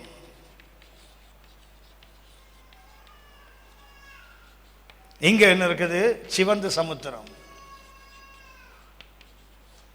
சரியா கவனித்துக் கொள்ளுங்க. இந்த 3 இடமும் இங்க இருக்குது. பின்னாடி யார் துரத்திட்டு வரான்? பார்வோன் துரத்திட்டு வரான். எங்க கொண்டு வச்சிருக்காரு பாருங்களேன். இங்க என்ன செய்ய முடியாது, அவங்கள விட்டுருந்தா அவங்க பாட்டு இப்படி போயிட்டு இருப்பாங்க. இவரே என்ன பண்றா தெரியுங்களா? வழியை திருப்பி கீழே கொண்டு வராங்க. ஏன் அப்படி மாற்றி கொண்டு வந்தார்? கர்த்தர் ஏன் வழியை மாத்துறாரு? இப்ப நம்ம நினைப்போம்ல, அடிக்கடி பார்த்தீங்கன்னா எந்த பக்கமும் போக முடியாது. இப்போ அவங்க மிக்தோல் என்பது ஒரு இராணுவ தளம், ஃபோர்ட்ரஸ் என்று அர்த்தம். இது என்ன? பாகால் சேபோன் என்றால் இது அந்நிய தெய்வத்துடைய ஒரு பெரிய விக்கிரக கோட்டை இருக்குது. இங்கே சிவந்த சமுத்திரம், பின்னாடி ஏற்கனவே பழைய பாவத்தின் தலைவர் யாரு? எகிப்து துரத்திட்டு வரான். இங்கே கொண்டு உட்கார வச்சது யாரு? அவங்களா வரல, கர்த்தர் திருப்பி நீ இங்கே தான் இருக்கணும்னு சொல்லி வச்சுட்டா பாருங்க. அப்படின்னா என்ன? எல்லா வழிகளும் அடைக்கப்படுது பேர் தான் வியாகுலம். வியாகுலம் என்றால் என்ன? இந்த ஸ்டெனோகோரியான்னு சொன்னது கர்த்தம் என்ன? எல்லா வழி, ஒரு இடுக்கமான இடத்துல ஒருத்தரை கொண்டு வைப்பதுன்னு அர்த்தம். இன்னைக்கு நம்ம ஒருவேளை கர்த்தர் ஒரு விசாலமான இடத்துல வைத்தா நம்மளால துதிக்க முடியும். நமக்கு எந்த இடமும் நெருக்கலன்னு வச்சுங்களேன், நான் வெற்றி உள்ள வாழ்க்கைன்னு சொல்லுவோம். ஆனால் வெற்றி வாழ்க்கை எங்க இருக்கு தெரியுங்களா? இடுக்கமான சூழ்நிலைகளில் கர்த்தர் நம்மை நடத்தினாலும் கர்த்தரை மகிமைப்படுத்தும் தெரியுங்களா? அதான் வெற்றி உள்ள வாழ்க்கை. இன்னைக்கு நமக்கு என்ன தெரியுங்களா? இடுக்கமே வந்துடக்கூடாது, நெருக்கமே வந்துடக்கூடாது, பாடுகளே வந்துடக்கூடாது. பாடுகள் வந்தால் என்ன பண்றோம்? பாவிக்கு வாழ்க்கையில் தோத்து போயிட்டோமோ, ஏதோ தப்பு பண்ணிட்டோமோ, ஏதாவது பாவம் வந்துட்டா. கவனித்துக் கொள்ளுங்கள். இது அவங்களா வந்து உட்காரல. யார் கொண்டு வைத்தா? கர்த்தர் தான் கொண்டு உட்கார வைக்கிறார். நீங்கள் திரும்பி மிக்தோலுக்கும் சமுத்திரத்துக்கு இருக்க பாகால் சேவனுக்கும் நடுவே இருக்கிற அந்த ஈரோடு பள்ளத்தாக்குல சிவனுக்கு முன்னாடி பாளையம் இறங்கு. 3 பக்கமும் அடைக்கப்பட்டாச்சு. பின்னாடி பார்வோன் துரத்துறான். இவங்க எங்க போவாங்க? ஏன் கர்த்தர் இப்படி நடத்தினார்? யாத்திராகமம் 13ஆம் அதிகாரம், யாத்திராகமம் 13, 17, 18 வசனத்தை வாசிங்க. யாத்திராகமம் 13, 17, 18. பார்வோன் ஜனங்களை போகவிட்ட பின், பார்வோன் ஜனங்களை போகவிட்ட பின், ஜனங்கள் யுத்தத்தை கண்டால் மனமடிந்து, ஜனங்கள் யுத்தத்தை கண்டால் மனமடிந்து எகிப்துக்கு திரும்புவார்கள் என்று எண்ணி பெலிஸ்தரின் தேச வழியாய் போவது சமீபமானாலும் தேவன் அவர்களை அந்த வழியாய் நடத்தாமல் சிவந்த சமுத்திரத்தின் வனாந்தர வழியாய் ஜனங்களை சுற்றி போக பண்ணினார். கவனிச்சீங்களா? ஆண்டவர் ஏன் இப்படி சுற்றி போக பண்றா தெரியுங்களா? இப்படி போனா இது பெலிஸ்தருடைய தேசம். இது அப்ப இவங்க எங்க போகணும்? பெலிஸ்தர் நாட்டுக்குள்ள போகணும். போனா அவன் என்ன பண்ணுவான்? யுத்தம் பண்ணுவான். யுத்தத்தை பார்த்தா ஜனங்கள் என்ன ஆவாங்க? எதுக்கையா வம்பு, மறுபடியும் எகிப்துக்கு ஓடி வந்தாலும் ஓடி வந்துருவான். ஆகிய கர்த்தர் என்ன, உங்க வாழ்க்கை என் வாழ்க்கையில கர்த்தர் எந்த பக்கமும் அசைய முடியாத இடத்துல கொண்டு வச்சாருன்னு சொன்னா உடனே என்ன பண்ணுவோம்? ஏன் ஆண்டவர் இப்படி வச்சாரு? கவனித்துக் கொள்ளுங்கள், நம்ம நன்மைக்கு தான். ஏனென்றால் நாம் எங்க போயிடக்கூடாது? வெற்றி பெறுகிறோமோ இல்லையோ பின்மாற்ற வாழ்க்கைக்குள்ள போயிடக்கூடாது. God is very particular. கர்த்தருக்கு என்ன விருப்பம் தெரியுங்களா? இவன் மறுபடியும் எங்க ஓடக்கூடாது? எகிப்துக்கு போயிடுவான் யுத்தத்தை கண்டா. அப்படியான இன்னைக்கு உங்க வாழ்க்கை மேல ஒரு இடுக்கம் வருதுன்னு வச்சுங்களேன், ஸ்டெனோகோரியோ. நாம நினைப்போம், நான் விட்டு அப்படி போயிருப்பேனே, ஆண்டவர் ஏன் என்ன கொண்டு உட்கார வச்சாரு? எனக்கு வாழ்க்கையில் அப்படியே இருந்தா நான் எப்படியோ இருந்திருப்பேனே. கர்த்தர் ஏன் இன்னைக்கு சபைக்குள்ள கொண்டு வந்து ஏன் இந்த பாடுகளுக்குள்ள வச்சிருக்காரு நினைக்கிறோம் தெரியுங்களா? It's only for our good. நம்முடைய நன்மைக்காக மாத்திரம்தான் கர்த்தர் வைத்தாரே தவிர அதனால அவருக்கு எந்த மேன்மையும் கிடையாது. நாம நினைக்கலாம் கர்த்தர் இப்படி விட்டா போயிட்டு இருப்பான். இங்க பெலிஸ்தர் நாடு இருக்க, இந்த கடற்கரை மோரம் முழுவதும் பெலிஸ்தனுக்கு சொந்தம். உள்ள வந்தவனாகும் அவன் யுத்தம் பண்ணுவான். ஜனங்கள் யுத்தத்துக்கு பழக்கப்படாதவங்கல்ல. ஜனங்கள் என்ன 430 வருஷம் அடிமை ஆடு மேய்ச்சிருக்கான், அடிமையா கிடந்தாங்க, செங்கல் சோழில கிடந்தான். இவனுக்கு யுத்தத்தை பத்தி என்ன தெரியும்? இவங்களுக்கு என்ன யுத்தத்துக்கு என்ன ஆயுதம் இருந்திருக்கும்? அடிமைகள்கிட்ட என்ன ஆயுதம் இருக்கும்? அப்படியான கர்த்தர் ஏன் இப்படி கொண்டு ஒரு இடுக்கமான இடத்துல வைக்கிறாரு? இடுக்கத்துக்கு பேர் தான் பேரு வியாகுலம். இடுக்கத்துக்கு பேர் தான் பேரு வியாகுலம். அன்புக்கு அந்த ஸ்டெனோகோரியன் வார்த்தை சொன்ன தெரியுங்களா? அதுக்கு அர்த்தம் என்ன? எந்த பக்கமும் அசைய முடியாத ஒரு இடத்துல இருக்காங்க. போகட்டும். அப்படின்னா 2வது கருத்து என்ன? வியாகுலங்கள் வந்தால் நம்முடைய வாழ்க்கையில் உள்ள எல்லா வெற்றிக்குரிய எல்லா வழிகளும் அடைக்கப்பட்டிருக்குது. ஏதாவது ஒரு பக்கம் வசதியாக கூட இவங்க ஓடி போயிட்டு இருப்பாங்க. ஏதாவது ஒரு பக்கத்தில் கத்தர் வழியை திறந்து ஓடி போயிட்டு இருப்பாங்க. கத்தர் எங்கே கொண்டு வச்சா தெரியுங்களா? எந்த பக்கமும் ஓட முடியாத ஒரு இடத்துல கொண்டு உட்கார வச்சார். ஆனால் பவுல் சொல்லுகிறார், இந்த வியாகுலத்திலும் கத்தர் என்ன செய்வார்? நமக்கு முட்டும் ஜெயத்தை கொடுப்பார். அப்படின்னு தேவனுடைய தன்மை என்ன? நீங்கள் நானும் நெருக்கத்தின் நடுவில் இருந்தால் தோற்று போன ஒரு ஆவிக்குரிய வாழ்க்கை வாழணும்னு அவசியம் இல்லை. அந்த எந்த பக்கமும் நமக்கு வழிகள் அடைக்கப்பட்டாலும் அந்த இடத்துல என்ன செய்ய முடியும்? நாம வெற்றி பெறுகிறதை பார்க்கலும் ஒருபடி மேலே. அதான் ரோமர் 8:36-37. அப்படி நம்மளை அன்பு கூறுகிற ஒரு தேவன் இருக்கிறார். அவர் என்ன செய்வார்? வியாகுலங்கள் நடுவில் நாம் இருந்தாலும் என்ன செய்ய முடியும்? வியாகுலம் வைத்தது கர்த்தர் தான் கொண்டு வைக்கிறார். எதற்கு? நமது நன்மைக்காகத்தான். சரியா? 4ஆம் வசனம் வாசிங்க. யாத்திராகமம் 14:4. ஆகையால் பார்வோன் அவர்களை தொடரும்படிக்கு. ஏன் இங்க கொண்டு வச்சா தெரியுங்களா? இப்படி இருந்தால் பார்வோன் என்ன பண்ண தெரியுங்களா? ஜனங்கள் தேசத்தில் சுற்றி திரிகிறார்கள், வனாந்தரம் அவர்களை அடைத்து போட்டது. சரியா? ஏன் ஆண்டவர் கொண்டு வைக்கிறார்? வியாகுலத்தை வைக்கிறார் தெரியுங்களா? அசைய முடியாத இடத்துல ஏன் வைத்தார்னா, எதிரி பார்க்கறான், பிசாசு பார்க்கறான். ஆஹா, இவங்க என்ன பண்ணாங்க? ஒரு சிட்டிங் டக்குமா. வாத்து பார்த்துருக்கீங்களா? வாத்து பார்த்துருக்கீங்களா? பார்த்துருப்பீங்க. வாத்து நடந்து போகிறத பார்த்துருக்கீங்களா? எப்படி நடந்து போவோம்? இப்படி இப்படி குள்ள வாத்து போகுது, குஞ்சு பொறிக்க தெரியாது, அசைஞ்சு நடக்குது. ஸ்கூல் பக்கமே போனது இல்லையோ? கவனிங்க, ஒரு பாட்டு இருக்குது, குள்ள வாத்து போகுது, அது குஞ்சு பொறிக்க தெரியாது. என்ன பண்ணுவாங்க? கோழிக்குள்ளே கொண்டு தான் முட்டை அதுதான் இந்த முட்டையை கொண்டு அங்கே வச்சு அதை அடகாத்து அதுதான் குஞ்சு பொறிக்கும். இதுக்கு முட்டை போட தெரியும், குஞ்சு போடுறதுக்கு தெரியாது. சரியா? அந்த டக்கு இருக்குது தெரியுங்க, அந்த வாத்து இருக்குது, இப்படி தான் அசைஞ்சு நடக்குது தெரியுங்களா? துப்பாக்கி எடுத்து டம்முன்னு சுட்டுலாம். ஸோ அவ்வளோ ஈஸி டார்கெட். ஆனால் இந்த வாத்து என்ன பண்ணுதான்? உட்கார்ந்து வேற இருக்குதான். நடந்தாலே இப்படி தான் நடக்கும், ஈஸியாக சுட்டுடலாம். உட்கார்ந்தா அது வாங்குவாங்க, சிட்டிங் டக்கும்பாங்க. அது என்ன? வாத்து ஏற்கனவே மெதுவாக தான் நடக்கும், இது உட்கார்ந்துருந்தா ஈஸி டார்கெட். கர்த்தர் எங்கே கொண்டு ஒரு சிட்டிங் டக்காக வச்சுட்டா பாருங்க. இஷ்ட வேலை உங்கள் வாழ்க்கை, என் வாழ்க்கையில் நம்ம ஒரு சிட்டிங் டக். அதாவது ஏற்கனவே நடந்தாலே ரொம்ப நல்ல ராஜனட நடப்போம். இதில் வேற ஆண்டு பண்ண நடக்காமல் ஒருத்தன் உட்கார வச்சுட்டா என் வெற்றி பெறுவோமா? கவனித்துக் கொள்ளுங்கள். அப்படி ஒரு இடத்துல உங்களை என்ன உட்கார வச்சு வெற்றி கொடுத்தால் தான் கர்த்தருக்கு மகிமை.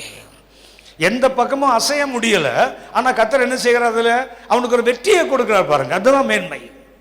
என்ன யோசித்தாங்க? அவன் இங்கே போக முடியாது, இங்கே போக முடியாது, இங்கே போக முடியாதுல்ல. கர்த்தர் என்ன பண்ணாரு? இங்கே போக வச்சார்ல. எங்கே போக முடியாது? இங்கெல்லாம் தர இருந்தது, ஆனால் இங்கே தண்ணீர் தான் இருந்தது. கர்த்தர் எங்கே வைத்தார்? தண்ணீரில் அவனை நடக்க வச்சார் பாருங்களேன். தண்ணீரை விலக்கி வெட்டாந்தரை நடப்பவும் நடக்க வச்சாங்களே. அப்படின்னா எந்த வியாகுலம் உங்களை என்னையும் கர்த்தரை விட்டு பிரிக்க முடியும்? எந்த வியாகுலம், எந்த நெருக்கம் நம்ம வெற்றி பெறுவதை யார் தடுக்க முடியும்? தடுக்கவே முடியாது. அப்படின்னு ரெண்டாவது என்ன? வியாகுலம். மூணாவது அந்த ரோமர் 8:36 துன்பம். துன்பம் மூன்றாவது என்ன வார்த்தை? துன்பங்கள் நம்முடைய வெற்றி வாழ்க்கையை தடுக்கவே முடியாது.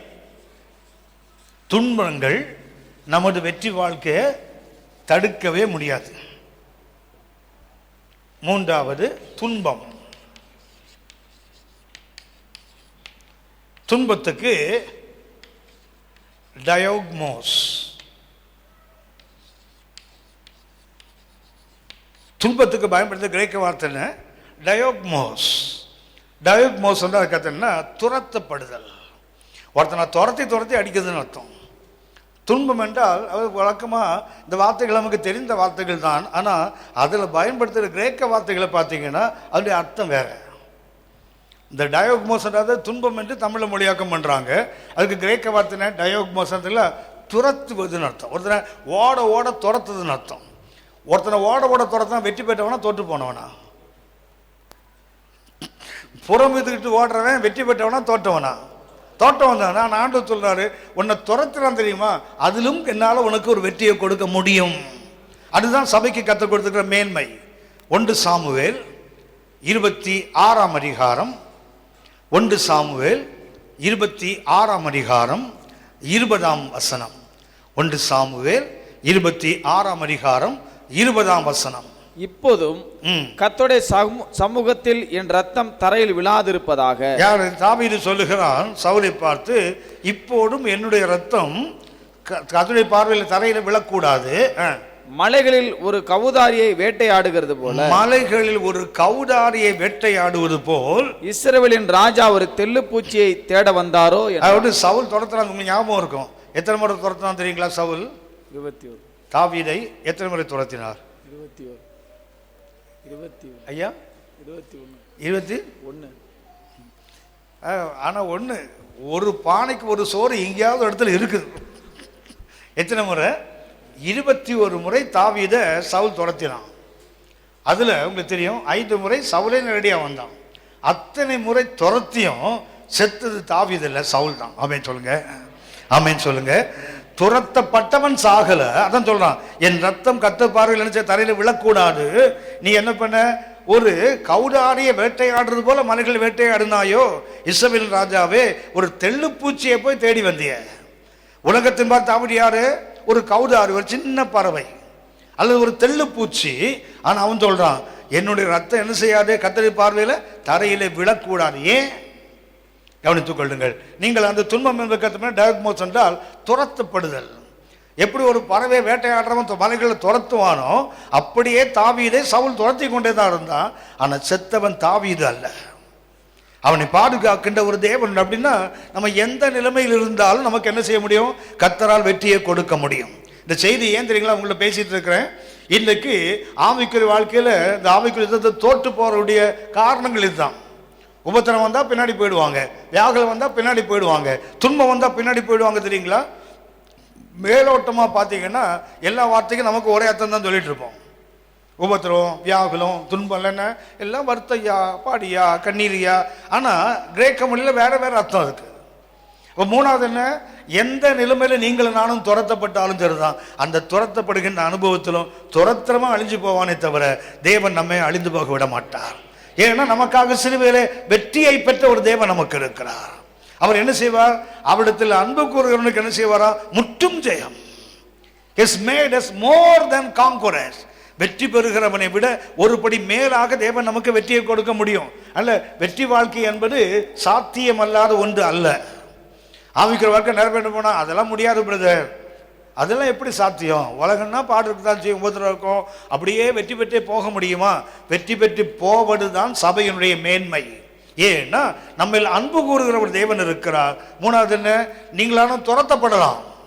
சொந்த வீட்டுல இருந்து துரத்தி வெளியே விட்டுருவானுங்க, நல்ல வேலையிலிருந்து துரத்தி விட்டுருவாங்க, குடும்பங்கள்ல உறவுகள்ல இருந்து துரத்தி விட்டுருவாங்க, சபைகள்ல நல்ல ஆவிக்குரிய ஐக்கியத்திற்கு துரத்தி விட்டுருவாங்க. ஆனா கர்த்தருக்கு மகிமை, தேவன் அந்த நிலையிலும் நமக்கு வெற்றியை கொடுக்க அவரால் முடியும். நம்ம என்ன பண்ணுங்க? வெற்றி பெறுகிறவன ஒருபடி மேல இல்ல, வெற்றியின் மேல் வெற்றியை கொடுக்கிற ஆண்டவராச்சே, வெற்றி பவனியிலே பங்கு பெற வைக்கிற ஆண்டவராச்சே. நமது கர்த்தராகிய இயேசு கிறிஸ்து மூலமாக வெற்றியை கொடுக்க தேவனுக்கு ஸ்தோத்திரம் போட்டிருக்குது. அப்படியானால் இந்த துன்பம் என்ன செய்ய முடியாது? உங்களை என்னையும் நமது வெற்றியை பறிக்க முடியாது, தடுக்க முடியாது. நான்காவதாக ஒரு வார்த்தையை சுட்டி காட்டுகிறேன், பசி. பசி. நாலாவது என்ன செய்ய முடியாது? பசி ஒருவனை தோற்று போக செய்ய முடியாது. தமிழ்ல சொல்லலாம், பசி வந்தா 10 மறந்து போயிடுமா. ஹலோ. ஆனால் இந்த பசி என்ன பசி தெரியுங்களா? எந்த பசி வந்தாலும் சரிதான், நம்முடைய வெற்றியை நம்ம விட்டு யாரும் பறிக்க முடியாது. இந்த பசி என்பதற்கு பயன்படுத்துகிற கிரேக்க வார்த்தை லிமோஸ். லிமோஸ். பசி என்பதற்கு பயன்படுத்துகின்ற கிரேக்க வார்த்தை என்ன? லிமோஸ். LIMOS. லிமோஸ். லிமோஸ் என்ற வார்த்தைக்கு அர்த்தம் என்ன சொன்னா திருப்தி அற்றன்னு அர்த்தம். லிமோஸ் என்ற பசின்னா என்ன? திருப்தி இல்லாத. நிறைய பேர் சாப்பிடாம இல்லை, திருப்தி இல்லை, அவ்வளவுதான். சாப்பிடாம இல்லை, நல்ல திங்கலாம், கொழுக்கட்டை மாதிரி திம்பான். ஆனா கேட்டு சாப்பிட்டீங்களா? சாப்பிட்டேன். ஏன்னா சாப்பிட்டது திருப்தி இல்லைல்ல. என்ன சாப்பிட்டீங்க? ஆமா, அந்த வெந்து போன சோத்தை தின்னேன். அடுத்தது என்ன? இட்லி சாப்பிட்டேன், தோசை சாப்பிட்டேன். இதை விட்டா தமிழ்நாட்டை வேணா சோத்தால் அடித்த பிண்டங்கள் 3 வேளையும் என்ன? சோறு, கஞ்சி, அதுக்கப்புறம் சோறு, அப்புறம் ரச சாதம், புளி சாதம், ஏமாந்தா கொஞ்சம் மஞ்சளை போட்டணுமா, லெமன் சாதம், கொஞ்சம் மிளகாத்தூளை போட்ட அது தக்காளி சாதம். மொத்தத்தில் ஒரே சாதம் தான். ஒரே அரிசியை எத்தனை வடிவத்தில் கொடுத்து நம்மளை ஏமாற்றி வச்சிருக்கான் பாருங்க ஆளுங்க. ஒரே அரிசி தான். அதை கொஞ்சம் இப்படி இருந்தா இட்லி, அப்படி தப்பையா மாறினா தோசை ஆயிடுது, அவ்வளவுதான். சில வீட்டில் இட்லியே தோசையா இருக்கும், அது வேற இருக்கு. ஆமா, பேத்தீங்கன்னா அதை துணிலேருந்து எடுக்க முடியாது, சட்டா போச்சு பேத்தான் எடுக்கணும். அது அப்படி கவனித்தீங்கள், அரிசியை எத்தனை வடிவத்தில் வைக்கிறான். நமக்கு என்ன ஆகும் தெரியுங்களா? ஆமாம், என்னையா சாப்பிட்டேன்? இட்லி சாப்பிட்டேன் பிரதர். சத்தமே வராது பாருங்களேன். ஆனால் எப்போ சத்தம் வரும் தெரியுங்களா? சத்தீஸ்கரில் கொண்டு ஒரு 2 வாரம் ஊழியத்துக்கு போடுங்க பிரதர், இட்லி சாம்பார்னு பேய அலைவான் பாருங்க, அன்னைக்கு தான் தெரியும் அவனுக்கு. கவனி, பசி என்பது என்னது? லிமோஸ் என்ற வார்த்தை திருப்தி அற்றன்னு அர்த்தம். என்ன? Not satisfactory. இன்னைக்கு சாப்பிட்றாங்க, திருப்தி வருதா? உடுக்கிறாங்க, திருப்தி வருதா? இன்னைக்கு பார்த்துருக்கீங்களா? துணி கடைக்கு தனியாக போய் துணி வாங்கின ஆளை பார்த்துருக்கீங்களா? ஹலோ, 100ல் ஒருத்தர் கூட இருக்க மாட்டான். போகிற ஆள் இருக்குது. நான் இருக்கிறேனே. ஹலோ, நான் துணி வாங்க யாரையும் கூப்பிட்டு போக மாட்டேன். என்னோட வரக்கூடிய ஒரே ஒரு எனக்கு ஃப்ரெண்டே ஒய்ஃப் தான். அவளை கூட்டிகிட்டே போக மாட்டேன். எதையும் எடுக்க விட மாட்டா. எதை எடுத்தாலும் நல்லா இல்லைன்னு, எதை எடுத்தாலும் அதுங்களா நானாக போய்ட்டு வீட்டுக்கே கொண்டு வர மாட்டேன், டெய்லரில் கொடுத்துருவேன். வீட்டுக்கு வந்தால் கூட தைக்கக்கூடாதுன்னு பிடிச்சி வச்சோன்னு கடையில் கொடுத்துட்டு வாங்கின பாட்டு பிறகு பரவாயில்லையே. சர்ச்சுக்கு இந்த அம்மா போனாங்கன்னா இந்த சாரி கட்டி போகிறாங்க தெரியுங்களா? உங்களுக்கு தான் தெரியுமே. சபைக்கு சாரி கட்டிட்டு வந்தால் திருப்பி போகும்போது முகம் அலட்சிய போகணுமா, துக்கத்தோடு போகணுமா? சபைக்கு புதுசாக சாரி வாங்கினா நம்ம சபைக்கு தானே கட்டுவோம். ஹலோ, கட்டுவோம்ல. சபைக்கு வரும்போது வரமா அப்படி வருமா ஆடல் பாடலாக வந்தது, திருப்பி போகும்போது சோகமாக போகுது. என்னான்னு கேட்டால் சாரியை பற்றி ஒருத்தரும் நல்லா இருக்குன்னு சொல்லவே இல்லையா, அதுக்கு ஒரு கண்ணீர். அப்படின்னா சாரி நீங்கள் உங்களுக்கு கட்டுறீங்களா இல்லை மற்றவங்களுக்கு கட்டுறீங்களா? அக்கா இது எங்கக்கா வாங்கினீங்க, உங்களுக்கு மாத்திரம் எங்கக்கா கிடைக்கிது அப்படி கேட்டால் முகம்லாம் பல்லாம் ஆயிடுது பாருங்களா. அப்படின்னா என்னத்தை உடுத்தாலும் திருப்தி வர மாட்டேங்களே. ஹலோ, ஒய்ஃப் ஒரு சாரி கட்டு போகிறோன்னா ஒரு சிஸ்டர் வந்து கேட்டாங்களா, சாரி சூப்பர் இருக்குது, உங்கள் செலெக்ஷனா அண்ணன் செலெக்ஷனா? அவன் நான் சொன்னான்னா, நல்லா இருந்தால் ஏன் செலெக்ஷன், ரொம்ப நல்லா இருந்தால் நாங்கள் 2 பேரும் சேர்ந்து செலெக்ஷன். இது பாருங்க சர்க்கிள் ஒன்றதில் நல்லா ரொம்ப நல்லா இருந்தால் அது நான் செலக்ட் பண்ணாத தான் இருக்கும். ஆனால் இது வரைக்கும் 35 வருஷத்தில் ஒரு சாரி கூட நான் செலக்ட் பண்ணவே இல்லை. பண்ணிவிட்டு எவன் மாட்டின்னு அவசப்படுறது. அப்புறம் நம்ம அக்கா தங்கச்சி நம்ம அம்மாக்கெல்லாம் ஒரே வழக்கம். கடையில் இருக்கும்போது பார்த்தீங்கன்னா ஆஹா ஓஹோன்னும், அப்படியே வீட்டில் பார்த்தா நல்லாவே இல்லையே. அது அங்கே பார்க்கும்போது பளபளன்னு இருந்தது, அங்கே அவன் லைட்டை போட்டு ஏமாற்றி விட்டான். வீட்டுக்கு வந்தோன்னே அந்த கலரே வேற யாரில் இருக்கும்.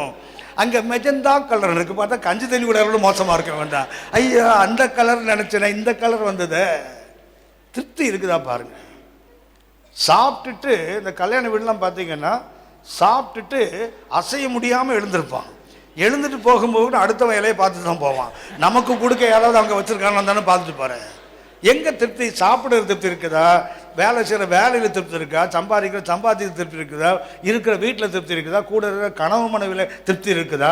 எதில் திருப்தி இருக்குது? நிறைய பேர் இருக்க சபையிலே திருப்தி இருக்காது. என்ன பண்ணுவான்? எட்டி எட்டி பார்ப்பான் அடுத்த சபையை. அங்கே போனால் அவன் எலும்பு கூட இல்லாமல் உடச்சி எடுத்துருவான். இங்கே யாரும் ஒன்று முழுசாக வச்சுருக்காங்க. கவனித்துக் கொள்ளுங்கள். என்ன பண்ண திருப்தி இல்லை தானே. ஆவிக்கிற வாழ்க்கையிலும் திருப்தி இல்லை, உலக வாழ்க்கையும் திருப்தி இல்லை, குடும்ப வாழ்க்கையும் திருப்தி இல்லை, செக்குலர் லைஃப்பில் திருப்தி, எங்கே போனாலும் திருப்தி இல்லை. ஆனால் கர்த்தருக்கு மகிமை. இந்த பசி இருக்குதுன்னா லிமோஸ், அந்த லிமோஸ்லேயும் கர்த்தர் என்ன செய்ய முடியும் தெரியுங்களா? நமக்கு வெற்றியை கொடுக்க முடியும். அதுதான் நம்ம சொல்கிறோம், இவைகள் எல்லாவற்றிலும் நம்ம முற்றிலும் ஜெயம் கொள்ளுகிறவன். அந்த லிமோஸுக்கு ஒரு வசனத்தை பார்த்து பாருங்க. சங்கீதம் 37 சங்கீதம் 37:19 வாசிங்க. சங்கீதம் 37:19. அவர்கள் ஆபத்து காலத்திலே வெட்கப்பட்டு போகாதிருந்து பஞ்ச காலத்திலே திருப்தி அடைவார்கள். கவனிச்சீங்களா? இந்த தேவன் எப்படிப்பட்டவர் தெரியுங்களா? எப்படிப்பட்ட திருப்தியற்ற வாழ்க்கை. பஞ்சம்னா அதுக்கு லிமோஸ், அதுக்கு அர்த்தம் என்ன? திருப்தியற்ற வாழ்க்கை.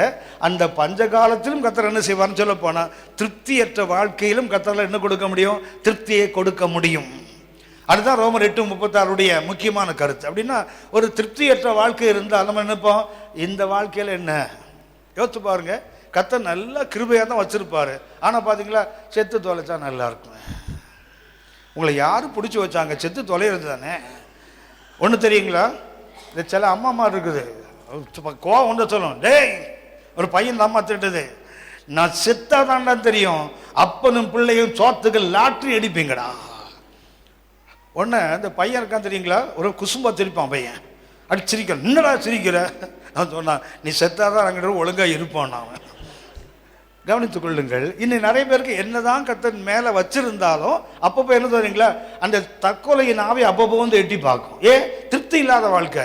என்ன குறை உங்களுக்கு? கவனித்துக் கொள்ளுங்கள். தேவனுக்குள் இல்லாத வரைக்கும் தான் நீங்கள் நானும் குறையோடு இருந்தோம்.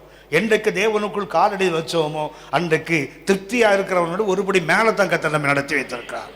எந்த ஒரு காரியத்தை கர்த்தர் பிள்ளை குறைபட்டு போகவே முடியாது. இங்க போட்டு தெரியுங்களா, பஞ்சகாலத்தை திருப்தி ஆக்குவான். ஆனா யோபு கேளுங்க, பந்தத்தை பார்த்து நகைப்பீர்கள்.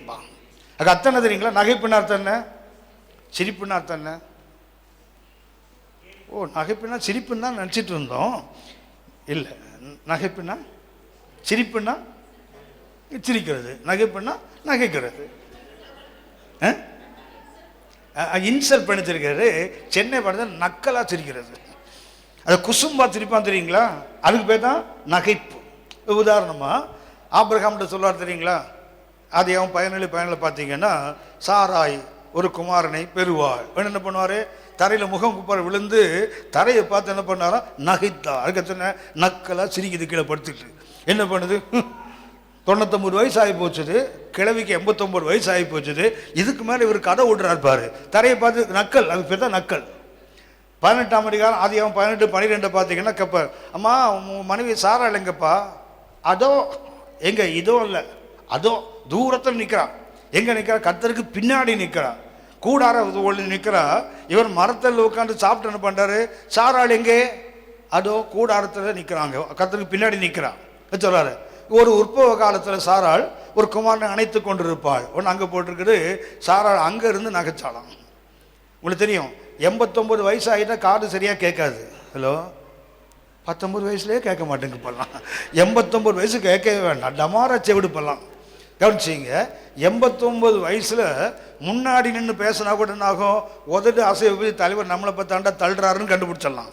ஆனால் இவன் பின்னாடி நிற்கிறா பாருங்களேன். அவிசுவாசம் என்ன பண்ணு தெரியுங்களா? எவ்வளவு தூரத்தில் இருந்தாலும் நக்கல் அடிக்கும்.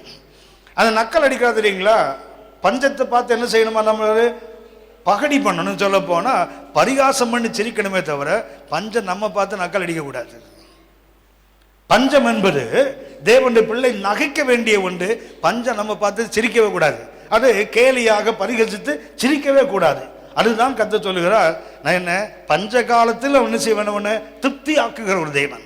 அப்படின்னா பசி என்ன செய்ய முடியாது? உங்களை என்னையும் பசி என்பதுக்கு என்ன? திருப்தியற்ற வாழ்க்கை. திருப்தியற்ற வாழ்க்கை ஒரு நாள் உங்களை என்னையும் தோற்கடிக்கவே முடியாது. நம்ம ஆண்டு திருப்தியற்றவனா நம்ம வைக்கல, முழு நன்மையோடு. உங்களுக்கு தெரியும் தானே, கர்த்தர் நல்லவர் என்பதை ருசித்து பாருங்கள். அவர் மேல் நம்பிக்கையா இருக்கிற மனுஷன் ருசித்து பார்த்தால என்ன தெரியுங்களா? அதுவா இல்லை அப்படி குடிக்கிறதா? கர்த்தர் நல்லவர் என்பதை ருசித்து பாருங்கள் போட்டிருக்குல்ல. Taste and see that the Lord is. வழக்கம் என்ன பண்ணுவோம்னா சி அண்ட் டேஸ்ட். அப்புறம் நம்ம என்ன முதல்ல கர்த்தர் நல்லவர் என்பதை பார்த்து ருசியுங்கள். அப்படி தானே இருக்கணும். ஆமாவா இல்லையா? உங்கள்ட்ட ஒன்றை கொடுத்தா உடனே அப்படி குடிச்சிடுவீங்களா? ஹலோ, கொஞ்சம் தண்ணி கொடுங்கன்னு கேட்டு பாருங்களேன். தண்ணி கொடுத்து என்ன பண்ணுவோம் தெரியுங்களா? அந்த தலை மொத்தம் டம்ளருக்குள்ளே போயிடும். உள்ளே ஏதாவது நீந்துதான் முடக்குதான்னு பார்க்குறோம்ல. சொந்த மனைவி கொடுத்தா கூட அப்படி எட்டி தானே பார்க்குறான். அந்த அம்மா ஒழுங்காக டம்ளரை கழுவாது. அந்த நம்பிக்கை தானே. கவனித்துக் கொள்ளுங்க. அதனால தான் அந்த காலத்தில் கண்ணாடி டம்ளரில் கொடுத்தான். உனக்கு சந்தேகமே வரக்கூடாதுதா, பார்த்த உடனே உள்ள முதல்ல இருக்குதான்னு ஈஸியாக கண்டுபிடிச்சிடலாம். டம்ளருக்குள்ளே முதல்ல எப்படி இருக்குன்னு கேட்குறீங்களா? முதலைக்கு தாத்தாவே உள்ள ஊற்றுறோம் நம்ம ஆள். அவ்வளோ திறமையான ஆள் நம்ம ஆள். கவனிங்கள், என்ன பண்ணுறோம்? முதல்ல என்ன பண்ணுவோம்? டேஸ்ட் பண்ண பார்த்து தானே டேஸ்ட்டுக்கோம். ஆனால் வசனம் சொல்லுது டேஸ்ட் பண்ணிட்டு அப்புறம் பாடுறா. அது கத்தனை தெரியுங்களா? அது டேஸ்ட் பண்ணுறது கற்றுங்களா? உணர்தல்னு அர்த்தம். உணர்தல் என்ன பண்ண? ரியலைஸ். கர்த்தர் நல்ல என்ன பண்ணி முதல்ல என்ன பண்ணுவோம்? உணர்ந்துட்டு அதுக்கப்புறம் என்ன பண்ணு? ருசித்து பாரு. அதுக்கப்புறம் நான் முதல்ல டேஸ்ட் பண்ணிவிடு. அப்புறம் என்ன பண்ணு? அவரை பார்க்கணும். நம்மளால் நிறைய பேர் பார்த்துட்டு டேஸ்ட் பண்ணாமல் போயிடுவான். வேதத்தில் நிறைய உதாரணங்கள் உண்டு. சவுல்னு ஒருத்தர் தான் தெரியுங்களா? 1 சாமுவேல் 16ஆம் அதிகாரம் இஸ்ரவேலின் ராஜா சவுல். அவன் என்ன பண்ணுவான் தெரியுங்களா? யுத்தத்தில் பெலிஸ்தீன் தோத்து ஓடுறானுங்க, துரத்திட்டானுங்க. இப்போ என்ன சொல்லுவான் தெரியுங்களா? இன்றைக்கு நான் சொல்கிற வரைக்கும் என்ன பண்ணக்கூடாது? யாரும் எதையும் சாப்பிடக்கூடாது. சாப்பிட்டா என்ன ஆகிடும்? நீங்கள் சபிக்கப்பட்டு ஆகிடுவீங்க. இவன் என்ன பண்ண? ஒரு பொருத்தனையை பண்ணிட்டான். இது யாருக்கு தெரியாது? யோனத்தானுக்கு தெரியாதுல்ல. அவன் ஓடுகிறான். வாசிங்களேன், 1 சாமுவேல் 14ஆம் அதிகாரம் 1 சாமுவேல் 14:25 வாசிங்க. 1 சாமுவேல் 14 25. தேசத்து ஜனங்கள் எல்லோரும் தேசத்து ஜனங்கள் எல்லாரும் ஒரு காட்டிலே வந்தார்கள். அங்கே வெளியிலே தேன்கூடு கட்டி இருந்தது. கவனிங்க, எங்க வந்தாங்க? காட்டுல வந்தாங்க. அங்க என்ன இருக்குது? தேன்கூடு கட்டி இருந்தது. கட்டி இருந்தது. தேன்கூடு எங்க கட்டி இருக்கும்? மேலையா கீழியா? மேல. சரி, அடுத்தது. ஜனங்கள் காட்டிலே வந்தபோது இதோ தேன் ஒழுகி கொண்டிருந்தது. தேன் என்ன பண்ணதுல இருந்து ஒழுகிட்டே இருக்குது. ஆனாலும் ஒருவனும் அதை தன் கையினாலே தொட்டு தன் வாயினாலே வைக்கவில்லை. இதுதான் இன்னைக்கு கர்த்தர் நல்லவர். ஆனா நம்ம என்ன செய்ய மாட்டோம்? தொட்டு பார்க்க மாட்டோம். கர்த்தர் நல்லவர். இப்ப நீங்க சொன்னீங்கல்ல, எங்க இருக்குது? மேல இருக்குது. வாசிக்க தொடர்ந்து. ஆனாலும் ஒருவனும் அதை தன் கையினாலே தொட்டு தன் வாயில் வைக்கவில்லை. ஜனங்கள் அந்த ஆணை நிமித்தம் பயப்பட்டார்கள். அந்த ஆணை நிமித்தம் பயப்பட்டார்கள். யோனத்தான் தன் தகப்பன் ஜனங்களுக்கு ஆணையிட்டதை கேள்விப்படவில்லை. அவன் தன் கையில் இருந்த கோலை நீட்டி அதன் நுனியினாலே தேன் கூட்டை குத்தி. எப்படி குத்தனா? அந்த உரி அடிச்ச பழம் நமக்கு இன்னும் போகல. அந்த உரியை வச்சு குத்தினா, குத்திய வச்சு அது இன்னும் போகல. என்னதான் அப்படி குத்துனார் யோனத்தான். அப்படி போட்டிருக்கா பைபிள்ல. குச்சியினால தேனடைய குத்த. ஏன் இப்படி குத்தக்கூடாதோ? ஹலோ, இப்படிதான் குத்தணுமா? ஏன் இப்படி குத்தக்கூடாதா? வாசிக்கணும். அதை எடுத்து தன் வாயிலை போட்டுக்கொண்டான். அதனால் அவன் கண்கள் தெளிந்தது. கவனித்துக் கொள்ளுங்கள். தமிழ் மொழியாக்க நமக்கு ஒரு ஆம்பிகுவஸா இருக்குது, யூகமா. ஆனால் ஆங்கிலம் அல்லது எபிரேய மொழியில் பார்த்தீங்கன்னா தேன்கூடு மேலே இல்லை, வழியில் தரையில் இருக்குது. தேன்கூடு எங்கே இருக்குது? இட் இஸ் ஆன் த கிரவுண்டுன்னு இருக்கும். எங்கே இருக்குது தேன்கூடு? மேலே. கொம்பு தேன் இல்லை, அது கண்மலை தேன். ஒரு ராக்கில் வெளியே வர்றாங்க. காட்டுக்குள்ளே வரும்போது வெளி என்பது உங்களுக்கு தெரியும், ஒரு நிலத்தை மூணாக பிரிப்பாங்க: வெளி, வயல், நிலம்.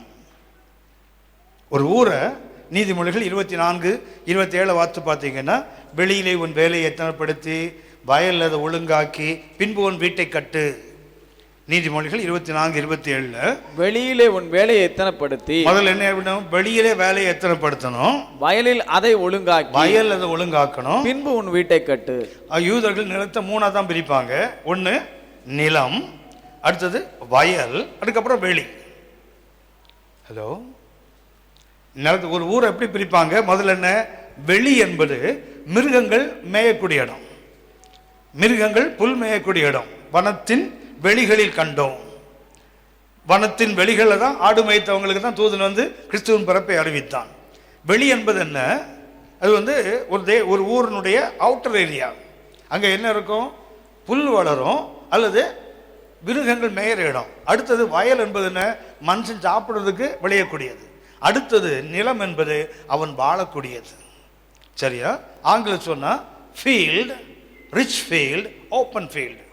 அதுக்கு என்ன? நிலத்துக்கு என்ன பேரு? ஃபீல்டு. வயலுக்கு என்ன பேரு? Rich field. அங்க இருந்து தான் தானியம் வருது. அடுத்தது ஓப்பன் ஃபீல்டு. ஏன் ஓப்பன் ஃபீல்டுன்னு சொன்னா, நிலத்துக்கு என்ன இருக்கும் தெரியுங்களா? ஒரு பெரிய காம்பவுண்டால் ஒரு சுற்றி கட்டிடுவான், அரணிப்பான பட்டணம். அடுத்தது வயல் இருக்கு தெரியுங்களா? அதுக்கு என்ன பண்ணுவான்? லிவிங் ஃபென்ஸ், செடி முள்ளு வச்சு என்ன பண்ணுவான்? சுற்றி ஒரு கட்டுவான். ஆனால் வெளிக்கு என்ன கிடையாது? காம்பவுண்ட் வாலே கிடையாது. அதுக்கு ஓப்பன் ஃபீல்டு. இது ரிச் ஃபீல்டு. அவன் வீடு கட்டுறது என்ன? ஃபீல்டு. மூணா பிரிப்பாங்க. இது எங்க தேவைங்க? காட்டுக்குள்ள வராங்க. வந்தபோது எங்க? வெளியிலே தேன்கூடு கட்டி இருந்தது. ஆனால் ஆங்கிலத்தில் எங்க? தரையில கட்டி இருந்துன்னு இருக்குது. எங்க கட்டி இருந்தது? தேன்கூடு எங்க இருக்குது? தரையில கட்டி இருந்தது. நமக்கு மேலே கட்டி ஒழுகுதுன்னு சொன்னா மேல இருந்து சொட்டு சொட்டு இல்லை, கீழே என்ன ஆகுது? அது மொத்தமா இருந்தா கூட பரவாயில்ல, அதுல இருந்து தேன் வழிஞ்சிட்டு இருக்குது. இந்த வழியும் போது இவனுக்கு என்ன ஆசை இருக்கும்? அப்படி தொட்டு, அதான் தொட்டு பார்க்கலன்னு போட்டிருக்கு. நம்ம என்ன? மேல இருந்து ஒழுகுனதை தொட்டு பார்க்கலையோன்னு தோணும் நமக்கு தமிழ்ல படித்தால். புரியுதுங்களா? ஆனால் அது உண்மையாத்தான் அது அல்ல. எங்க வயல் கட்டுது? வெளியிலே தரையிலே கூடு கட்டின்னு ஒரிஜினல் இருக்கு. அடுத்தது என்ன பண்ணுவான் தெரியுங்களா? அவன் கோலை எப்படி குத்தல, இப்படி குத்திருக்கிறான். அது நம்ம வேதத்தை எப்படி படிப்போம்னா, நம்முடைய கற்பனையில தான் படிச்சுட்டு உட்காந்துருக்கோம். நாம ஒரு யூகம் பண்ணிட்டு அந்த அடிப்படையில் படிக்கக்கூடாது.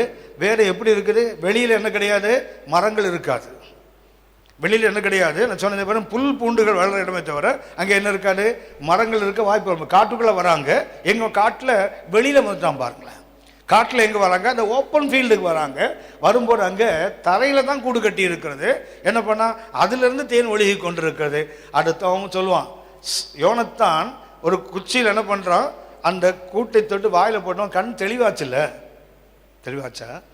இன்னைக்கு கர்த்தர் நல்லவர்னு எல்லாருக்கும் தெரியும். ஆனால் என்ன பண்ண மாட்டோம், தொட்டு வாயில் போட மாட்டோம்.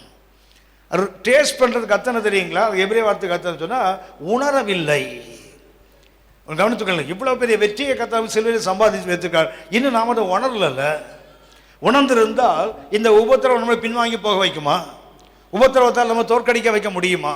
அல்லது வியாகுலங்கள், துன்பங்கள், பசி எதுவும் என்ன செய்ய முடியாது, நம்ம தோற்கடிக்க முடியாது. ஐந்தாவது ஒரு வார்த்தையை பாருங்க. ஐந்தாவது நிர்வாணம். ஐந்தாவது என்ன? நிர்வாணம்.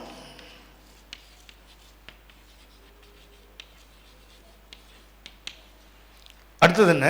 நிர்வாணம். இந்த நிர்வாணம் என்பதற்கு பயன்படுத்த கும் நோட்டஸ். நிர்வாணத்துக்கு பயன்படுத்துகிற கிரேக்க வார்த்தை என்ன? கும் நோட்டஸ். நிர்வாணம் என்பது ஆடையற்ற நிலை அல்ல, அரைகுறையான ஆடைன்னு அர்த்தம். நிர்வாணம் என்பது நமக்கு என்ன, ஆடை இல்லாத நிலைன்னு சொல்லுவோம் இல்லையா? ஆனால் அந்த கும் நோட்டஸ் என்ற வார்த்தைக்கு சொன்னா அரைகுறையான ஆடை எதுக்கு போடுறாங்க? நிர்வாணத்தை மூடுறதுக்கு. ஆனால் இப்போல்லாம் ஆடை எதுக்கு போடுறாங்க? நிர்வாணத்தை காட்டுறதுக்கு. ஹலோ, நான் அடிக்கடி சொல்லுவேன் உங்களுக்கு, சபைகளில் நிறைய ஒழுங்கு இருக்கு. சபைக்கென்று நிறைய ஒழுங்கு. அது ஒன்று தெரியுங்களா, போடுற ஆடை இருக்குது தெரியுங்களா, அது மிக மிக ஒழுங்கு. உங்களுக்கு ஞாபகம் இருக்கும், பைபிளில் ஞானம்னு ஒரு வார்த்தை இருக்குது தெரியுங்களா? இருக்கா? இருக்கு. அது அதிகமாக எழுதப்பட்ட வார்த்தைகளில் ஒன்று. 234 முறை பைபிளில் ஞானம் என்ற வார்த்தை இருக்குது. ஞானம் என்ற வார்த்தை பைபிளில் 234 முறை பைபிளில் ஞானம், பழைய பாடு புதிய பாடு சேர்த்து. அதில் முதலாக ஞானம் எங்கே எழுதப்படுத்துங்களா பைபிளில்? யாத்ராகமம் 28ஆம் அதிகாரம். யாத்ராகமம் 28ஆம் அதிகாரம் 3ஆம் வசனம் வாசிங்க. ஆரோன் எனக்கு ஆசாரிய ஊழியம் செய்யத்தக்க. நல்ல கவனிங்க. ஆரோன் எனக்கு ஆசாரிய ஊழியம் செய்யத்தக்க, அவனை பரிசுத்தப்படுத்தும்படி, அவனை பரிசுத்தம் பண்ணும்படி, அவனுக்கு வஸ்திரங்களை உண்டாக்கும் பொருட்டு நான் ஞானத்தின் ஆவியினால் நிரப்பின. முதல்ல பைபிள்ல ஞானத்தின் ஆவி கொடுக்கப்பட்டதை சட்டை செய்யறதுக்கு தான். அது யாருக்கு? ஒரு ஊழியக்காரனுடைய சட்டைக்கு. ஆரோனுக்கு பரிசுத்த வஸ்திரங்களை செய்ய வேண்டும். பைபிள்ல முதல்ல ஞானம் என்ற வார்த்தையே யாத்ராகமம் 28:3 தான் இருக்கு. எதுக்கு கொடுக்கப்பட்டது? போடுற ஒரு ஆடையை, அது ஒரு ஊழியக்காரனுடைய ஆடை. இன்னைக்குள்ள ஊழியக்காரன் ஆடையை பாருங்க. இன்னைக்கு சினிமாக்காரன் கெட்டான், அப்படிப்பட்ட ஆடைகள். இன்னைக்கு சினிமாக்காரன் தோத்து போற மாதிரி சட்டை போட்டால் தானே இன்னைக்கு சபை விசுவாசிகளும் போய் அந்த கூட்டத்துக்கு போய் உட்கார்ந்துருக்காங்க. பாராட்டப்பட்டது எதுக்கு? அதுக்கு தானே. கவனித்துக் கொள்ளுங்கள், ஞானத்தை கர்த்தர் கொடுத்தது எதுக்கு தெரியுங்களா? சட்டைக்கு தான். வெளிப்படுத்தின விசேஷம் 16ஆம் அதிகாரம், வெளிப்பாடு 16ஆம் அதிகாரம் 15ஆம் வசனம் வாசிங்க. வெளிப்பாடு 16ஆம் அதிகாரம் 15ஆம் வசனம். இதோ திருடனை போல் வருகிறேன், இதோ திருடனை போல வருகிறேன், தன் மானம் காணப்படத்தக்கதாக, தன் மானம் காணப்படத்தக்கதாக நிர்வாணமாய் நடவாதபடிக்கு விழித்துக் கொண்டு தன் வஸ்திரங்களை காத்துக் கொள்ளுகிறவன் பாக்கியவான். கவனிச்சிங்களா? இந்த நிர்வாணம் என்றால் அர்த்தம் என்ன? ஆடையற்ற தன்மை இல்லை, அரைகுறையா சட்டை போடுறது, அரைகுறையாய் ஆடை போடுறது. நீங்க அதுதான் இன்னைக்கு ஃபேஷனா போச்சு ஆவிக்குரிய உலகத்துல. பெரிய பெரிய ஆவிக்குரிய தலைவர்கள் பிள்ளைகளை சபைகளை கூட்டு வந்தான்னா பார்க்கறதுக்கு கண்ணு கூசுது. முகத்தில் அந்த புருவத்தில் கை வைக்காத முகங்கள் இன்னைக்கு ஆவிக்கிறது பார்க்க முடியல. தலைமுடியை வெட்டி அதை அப்படி இப்படி திருப்பாத ஆளை பார்க்க முடியல இன்னைக்கு. அப்படியே கொஞ்சம் யோசித்து பாருங்க. இன்னைக்கு கர்த்தரை பார்த்து துக்கம் அடைய மாட்டாரா? ஆனால் கவனித்துக் கொள்ளுங்கள், இந்த நிர்வாணங்களை தாண்டி என்ன செய்வா தெரியுங்களா? கர்த்தர் ஒரு வெற்றியை நமக்கு வைத்திருக்கிறார். அவ என்ன வேண்டும்? தன் மானம் காணப்படத்தக்கதாக நிர்வாணமாய் வாழக்கூடாது. இன்னைக்கு நிறைய நிர்வாணம் நிறைய பேர், அரைகுறை ஆடை நிறைய பேரை தோற்கடித்து விடுகிறது.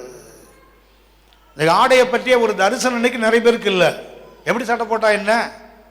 நம்மளுக்கு சொல்லியிருக்கேனே, ஒரு யூத் மீட்டிங்கில் ஆண்களுடைய பெண்கள் போடக்கூடாது, பெண்களுடைய ஆண்கள் போடக்கூடாது நான் டீச் பண்ணிட்டேன். டீச் பண்ண பிறகு ஒரு 65 வயசுக்கு மேலே ஒரு அக்கா டீச்சராக வந்து ரிட்டையர் ஆனவங்க. அவங்க வந்து யூத் மீட்டிங் முடிஞ்சிச்சு. முடிஞ்ச பிறகு அவங்க பேத்தியை கூப்பிடுறதுக்காக அவங்க உட்காந்துருக்காங்க. அவங்க வந்து சொன்னாங்க, பிரதர் நீங்கள் எந்த காலத்தில் இருக்கீங்க அப்படின்னாங்க. நான் சொன்னேன், ஏம்மான்னு கேட்டேன். ஆம்பளை சட்டை பொம்பளை சட்டைன்னு என்னெல்லாமோ சொல்கிறீங்க நீங்கள், இதெல்லாம் இந்த காலத்துக்கு ஒத்து வருமா? நம்ம பிள்ளைங்க பிஇ படிக்கிறாங்க, எம்பிஏ படிக்கிறாங்க, இன்றைக்கி ஃபோர்டு அப்புறம் ஹூண்டா இந்த மாதிரி கம்பெனிலாம் வேலைக்கு போகிறாங்க. அங்கெல்லாம் போனால் பேண்ட்டு டிஷர்ட் போட்டால் தான் பிரதர் வேலை. நீங்கள் எந்த காலத்தில் இன்றைக்கி உபாகமம் காலம் இன்றைக்கி கதை நடக்குமா? இன்றைக்கி அது அந்த காலம் பிரதர். அந்த வசனத்தை கொண்டு இன்றைக்கி சொல்லாதீங்க பிள்ளைகளுக்கு. பிள்ளைகள் வந்து பேண்ட் ஷர்ட் போட்டால் தான் இன்றைக்கி வேலை. எனக்கு கொஞ்சம் நேரம் அமைதியாக இருந்தேன். சரி, பெரியவங்க பேசுகிறாங்க, அமைதியாக இருந்தேன். அதுக்காக ரொம்ப பேச ஆரம்பித்தாங்க. இப்போ நம்ம கொஞ்சம் இருந்தாலும் ரொம்ப எகிர்ந்துறீங்களா? இந்த ஓடுற நாயை கேட்டால் துரத்துற நாய் பேயா துரத்தும். என்ன வால் இல்லாமல் ஓடுது இல்லை, அது வாழை சுற்றிட்டுல ஓடும். என்ன பண்ண ரொம்ப கத்தி நான் அமைதியாக பார்த்துட்டே இருந்தேன். அதனால் இது போட்டும்ன்றதே இனிமேல் இப்படிலாம் பேசாதீங்க. நான் சொன்னேன், அக்கா ஒன்றும் உங்களுக்கு சொல்கிறேன், வசனம் என்றைக்கும் மாறாது. உபாகமம் காலத்து வசனம் இன்றைக்கும் பொருந்தும், என்றைக்கும் மாறாது. அது சொன்னேன், அது எப்படி பிரதர்?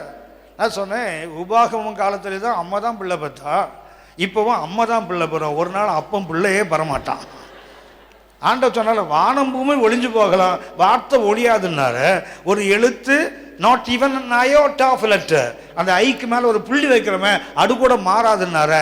அது என்ன உபாகமம் காலம் வரை இது வர அன்னைக்கு அம்மா அன்னைக்கு அப்பாவை பிள்ளை போடுறான், எந்த காலத்தையும் அம்மா தான் பிள்ளை போகிறோம். ஏன்னா அது கர்த்தர் நியமித்த நியமம், அதை மாற்ற முடியாது. அப்படின்னா நிர்வாணம் என்பது இன்னைக்கு என்ன தெரியுங்களா? ஆடைகள் இன்னைக்கு என்ன தெரியுங்களா? அது அவங்க இஷ்டத்துக்கு, அது அவங்க லிபர்ட்டி பிரதர், அது அவங்களுக்கு சுதந்திரம் பிரதர். நீங்கள் அதில் எல்லாமே தலையிடக்கூடாது. அதெல்லாம் தலையிட அப்புறம் எதுக்கு சபை என்னதுக்கு இருக்குது? அதுக்கு சபை வேண்டாம, மனம் போல எங்கேயா சுற்றி தெரியலாம? சபை என்றால் அதுக்கு ஒரு ஒழுங்கு இல்லையா? கவனித்துக் கொள்ளுங்கள். நிர்வாணங்கள் இன்றைக்கு அநேக தோற்கடிக்கப்படும். அதை நிர்வாணம் என்றால் ஆடையற்ற தன்மை இல்லை, அரைகுறையான ஆடைகள். அது என்ன பண்ணுது? தோற்கடிக்குது இல்லை. கர்த்தருக்கு மகிமை. கர்த்தர் இதையும் மாற்றி என்ன செய்ய முடியும்? ஒரு வெற்றியை உங்களுக்கு எனக்கும் கொடுக்க முடியும். இந்த ஆடைகள் விஷயத்தில் இன்னைக்கு அக்கறையற்ற ஆவிக்கிறவளை தான் நீ போயிட்டு இருக்குது. சரி, விட்டுருவோம். ஆறாவதாக கொண்டு சொல்லுகிறேன், எது நம்மை தோற்கடிக்க முடியாது? ஆறாவதாக பட்டயம். பட்டயம் என்பது நாசமோசம். ஓ சாரி, நாசமோசம். அதுக்கு பயன்படுத்தின கிரேக்க வார்த்தை கிண்டுனோஸ், நாச மோசம். அதுக்கு பயன்படுத்தின கிரேக்க வார்த்தை கிண்டுலோஸ். நாசமோசம் என்பதற்கு பயன்படுத்தின வார்த்தை கிண்டுலோஸ். 2 கொரிந்தியர் 11ஆம் அதிகாரம், 2 கொரிந்தியர் 11ஆம் அதிகாரம் 26ஆம் வசனத்தை வாசிங்க. 2 கொரிந்தியர் 11:26. அநேகந்தரம் பிரயாணம் பண்ணினேன், ஆறுகளால் வந்த மோசங்களினாலும் கல்லரால் வந்த மோசங்களினாலும் என் சுய ஜனங்களால் வந்த மோசங்களினாலும் அந்நிய ஜனங்களால் வந்த மோசங்களிலும் பட்டணங்களில் உண்டான மோசங்களிலும் வனாந்தரத்தில் உண்டான மோசங்களிலும் சமுத்திரத்தில் உண்டான மோசங்களிலும் கள்ள சகோதரத்தில் உண்டான மோசங்களிலும் பிரயாசத்திலும் வருத்தத்திலும் அநேக முறை கண் விழிப்புகளிலும் பசியிலும் தாகத்திலும் அநேக முறை உபவாசங்களிலும் குளிரிலும் நிர்வாணத்திலும் இருந்தேன். அந்த 26ஆம் வசனத்துல 8 முறை இந்த நாசம் என்ற வார்த்தை வரும். 2 கொரிந்தியர் 11:26 8 முறை இந்த கிண்டுலோஸ் என்ற வார்த்தை இருக்கும் கிரேக்க மொழியில. தமிழ்ல நாசங்கள் நாசங்கள் நாசங்கள் 8 விதமான நாசங்கள் குறித்து எழுதுகிறார். கத்துனீங்களா? எத்தனை நாசங்கள் வந்தாலும் நம்ம தோற்கடிக்க முடியாது. அந்த 8ஐயும் பார்த்தீங்கன்னா சபையை தாக்குகின்ற 8 காரியங்கள். திரும்ப வாசிங்க தம்பி, 26 மாத்திரம் வாசிங்க. அநேக தரம் பிரயாணம் பண்ணினேன், ஆறுகளால் வந்த மோசங்கள். என்ன உண்டாகுது? ஆறுகளால் வந்த மோசங்கள், கல்லர்களால் வந்த மோசங்களிலும் கல்வர்களால் வந்த மோசங்கள், என் சுய ஜனங்களால் வந்த மோசங்களிலும் சுய ஜனங்களால் வந்த மோசங்கள், அந்நிய ஜனங்களால் வந்த மோசங்களிலும் அந்நிய ஜனங்களால் வந்த மோசங்கள், பட்டணங்களில் உண்டான மோசங்களிலும் பட்டணங்களில் உண்டான மோசங்கள், வனாந்தரத்தில் உண்டான மோசங்களிலும் மோசங்கள், சமுத்திரத்தில் உண்டான மோசங்களிலும் மோசங்கள், கள்ள சகோதரத்தில் உண்டான மோசங்களிலும் பிரயாசத்திலும். கவனிங்க, இந்த 8 முறை அந்த கிண்டுலோஸ் என்ற வார்த்தை ஒரே வசனத்தில் ஆவியானவர் எழுதுகிறார். அதுக்கு அர்த்தம் என்ன? எத்தனை வடிவத்தில் 8 என்றால் உங்களுக்கு தெரியும், எல்லா திசைகளையும் குறிக்கிற வார்த்தை. திக் அஜங்கள் என்றால் திக்குன்னா 8. கவனிங்க, அஷ்டம் என்றால் 8, திக்கு என்றால் திசைகள். 8 திசைகள் சொல்லுவாங்க. 4 மெயின், அப்புறம் 4 டயகனல். மொத்தம் பார்த்தீங்கன்னா 8 திசைகள். இவனுக்கு என்ன வருது? எல்லா பக்கங்களிலிருந்து மோசங்கள் வருது, ஆனால் அதிலும் வெற்றி கொடுக்கிற ஒரு தெய்வம் நமக்கு உண்டு. அப்படின்னா இவர் என்னத்தை கவுழ்த்துட்டாரு, அவர் என் ஆவிக்குரிய வாழ்க்கையை பலவீனப்படுத்திட்டாரு, அவரோடு சேர்ந்து தான் கள்ள சகோதரன் மோசம் வரும் தானே பைபிளில் போட்டிருக்குது. கள்ள எதிரினா போட்டிருக்குது, கள்ள சகோதரன் தானே போட்டிருக்குது. கவனித்துக் கொள்ளுங்கள். ஆறுகள், மனுஷன் எல்லாத்துலேயும் வருது பாருங்க மோசங்கள். அப்படின்னா வாழ்க்கையின் ஆல் வாக்ஸ் ஆஃப் லைஃப், வாழ்க்கையின் எந்த பகுதிகளில் இருந்தாலும் என்ன வரும்? மோசங்கள் வரும். ஆனால் நம்ம தோற்கடிப்பதற்காக கர்த்தர் நம்மோடு இல்லை, நம்மை வெற்றி பெற செய்யத்தான் கர்த்தர். ஏழாவதாக பட்டயம். பட்டயத்துக்கு பயன்படுத்த வார்த்தை மக்கயரா. பட்டயத்துக்கு பயன்படுத்துகின்ற வார்த்தை, ஏழாவது வார்த்தை மக்கயரா.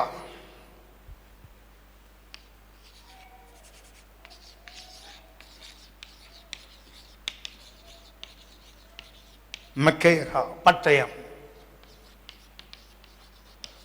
இதுக்கு அர்த்தம் என்னவென்றால், பைபிளில் 2 விதமான பட்டயம் இருக்குது. புதிய ஏற்பாட்டில் 2 விதமான வாழ்.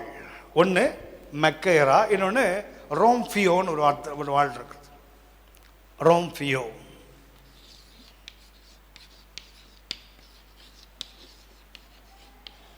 ரெண்டு விதமான வாழ். ஒரு வாழ் மெக்கைரா, இன்னொன்று ரோம்ஃபியோ. இந்த மெக்கைரா என்பது ஷார்ட் சோர்ட், டேகர் என்று சொல்லுவோம், குறுவாள்னு சொல்கிறோம் இல்லையா, தமிழில் குறுவாளுக்கு பயன்படுத்துறது தான் மெக்கைரா. ஆனால் ரோம்ஃபியோ என்பது ட்ரோஜன்ஸாக நீள வாழ், யுத்தங்களில் பயன்படுத்தாத பெரிய வாழ், அதுக்கு ரோம்ஃபியா. ஆனால் மெக்கைரா என்பது சின்ன வாழ். இங்கே ஆவியானவர் பயன்படுத்துகிற வார்த்தை இந்த மெக்கைரா. சீட்டு விளையாடி இருக்கீங்களா? ஒன்றும் சொல்ல மாட்டேங்க, பரலோகம் போகவே மாட்டேங்க அப்படிலாம் சொல்லவே மாட்டேன். சீட்டு பார்த்துருக்கீங்களா? சீட்டு கட்டாவது பார்த்துருக்கீங்களா? அந்த ராஜாலாம் படத்தை பார்த்துருக்கீங்களா? ராஜா பார்த்துருக்கீங்களா?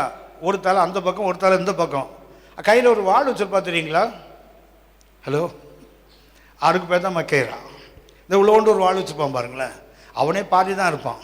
அது அவன் அன்றைக்கி பாஸ்போர்ட் சைஸ் ஃபோட்டோ எடுத்து வச்சுட்டான் போல ராஜாவை. போர்ட்ரைட் இல்லாமல் என்ன பண்ணிட்டான், பாஸ்போர்ட்டு ஃபோட்டோ போட்டான் போல ஆளுங்க. கையில் ஒரு பட்டை வச்சுக்க, அதுக்கு பேர் தான் மெக்கைரா. ரோமர் 13ஆம் அதிகாரம், ரோமர் 13ஆம் அதிகாரம் 4ஆம் வசனம் வாசிங்க. உனக்கு நன்மை உண்டாகும் பொருட்டு, உனக்கு நன்மை உண்டாகும் பொருட்டு அவன் தேவ ஊழியக்காரனாய் இருக்கிறான். தேவ ஊழியக்காரனாய் இருக்கிறான். நீ தீமை செய்தால் பயந்துரு.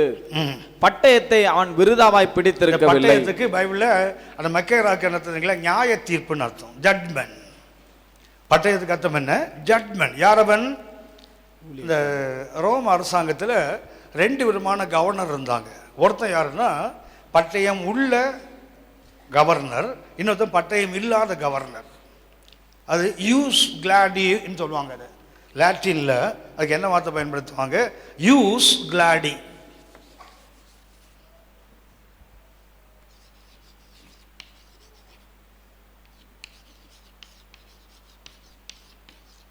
இந்த யூஸ் கிளாடினா யாருன்னா பட்டயம் பிடித்திருக்கிற கவர்னர் அர்த்தம். யூஸ் கிளாடி என்றால் அது அர்த்தம் என்ன? அவன் கையில் என்ன இருக்குது? பட்டயம் இருக்குது. ஒரு கவர்னர், இன்னொரு கவர்னருக்கு என்ன? அவன் யூஸ் கிளாடி இல்லை, அதுக்கு என்ன பட்டயம் அவனுக்கு கிடையாது. ஸோ உதாரணமாக பிலாத்து ஆண்டவர் இயேசுவை சொல்லுவான் தெரியுங்களா, உன்னை கொல்லவும் விடுதலையாக்கவும் எனக்கு அவர் யாருன்னா யூஸ் கிளாடி. அதாவது ஒரு ராஜா, ஒரு கவர்னர் கையில் பட்டயம் இருந்தால் யார் தெரியுங்களா, அவனால் என்ன செய்ய முடியும்? ஒருத்தனை கொல்லவும் செய்யலாம், உயிரோடு விடவும் செய்யலாம். ஆனால் ரோம் அரசாங்கத்துக்கு இன்னொரு கவர்னர் இருப்பான், அவனுக்கு என்ன கிடையாது? பட்டயம் கிடையாது. அவன் ஒருத்தனை கொல்லணும்னா ரோம ராயனுக்கு ஒரு லெட்டர் அனுப்பி, ஒரு ஆளை அனுப்பி, இங்கே ஒருத்தன் அக்கிரமம் பண்ணிட்டான், அவனை கொலை செய்யலாமா? அரசாங்கம் அனுமதி கொடுத்தா தான் என்ன பண்ண முடியும்? அவர்கள் அந்த நியாயத்தை தீர்க்க முடியும். அப்படின்னா 2 விதமான கவர்னர் ரோம் அரசாங்கம். ஒன்று என்ன? யூஸ் கிளாடி. ஒன்று பட்டயம் உள்ளவன், ஒருத்தன் பட்டயம் இல்லாதவன். ஆண்டவங்க என்ன சொல்றா தெரியுங்களா? நீ யாரு? நியாயம் அக்கிரமம் பண்ணா பயந்துரு, நீதி செய்தா ஏன் பயப்படுற? ராஜா என்ன செய்யல? பட்டயத்தை பிடித்திருக்கிறான். இதுக்கு அவன் அநீதிக்குள்ள நீதிக்கு தானே பிடிச்சிருக்கிறான். அப்படின்னா பட்டயம் எதை குறிக்கும் தெரியுங்களா? நியாய தீர்ப்பு, நியாய தண்டனை. அது கர்த்தர் சொல்றதுங்களா, இந்த நியாய தீர்ப்பிலிருந்தும் கர்த்தர் நம்மை விடுதலையாக்க முடியும். ஆண்டவர் இயேசு சொல்வா தெரியுங்க, அவன் சொல்லுவான், உன்னை விடுவிக்கவும் உன்னை கொல்லவும் எனக்கு அதிகாரம். இயேசு என்ன சொல்லா தெரியுங்களா? பரத்திலிருந்து கொடுக்கப்பட்டால் ஒழிய ஒன்றும் தேராது போயா.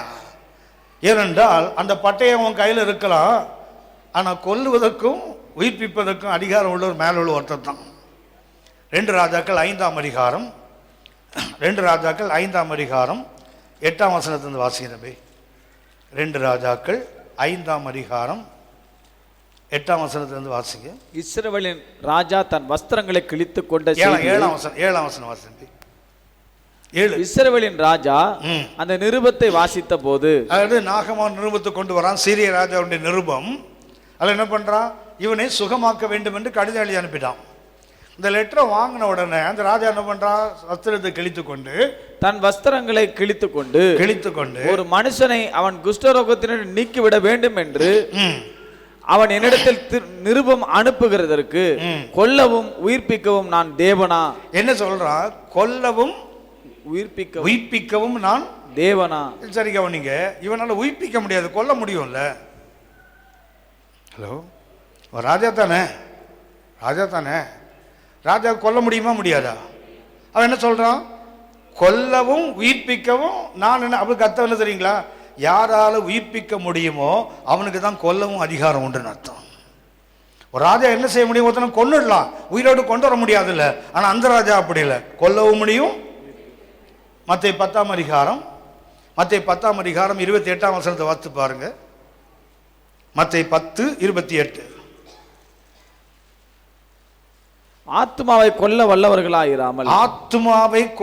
வல்லவராயிராமல் சரீரத்தை மாத்திரம் கொல்லுகிறவர்களுக்கு நீங்கள் பயப்பட வேண்டாம். அப்படியே அவன் வாழ் வச்சிருக்கான, எதை கொல்ல முடியும், உன் உடம்பு வேணா வெட்டிட முடியும், உன் ஆத்துமாவை தொட முடியுமா?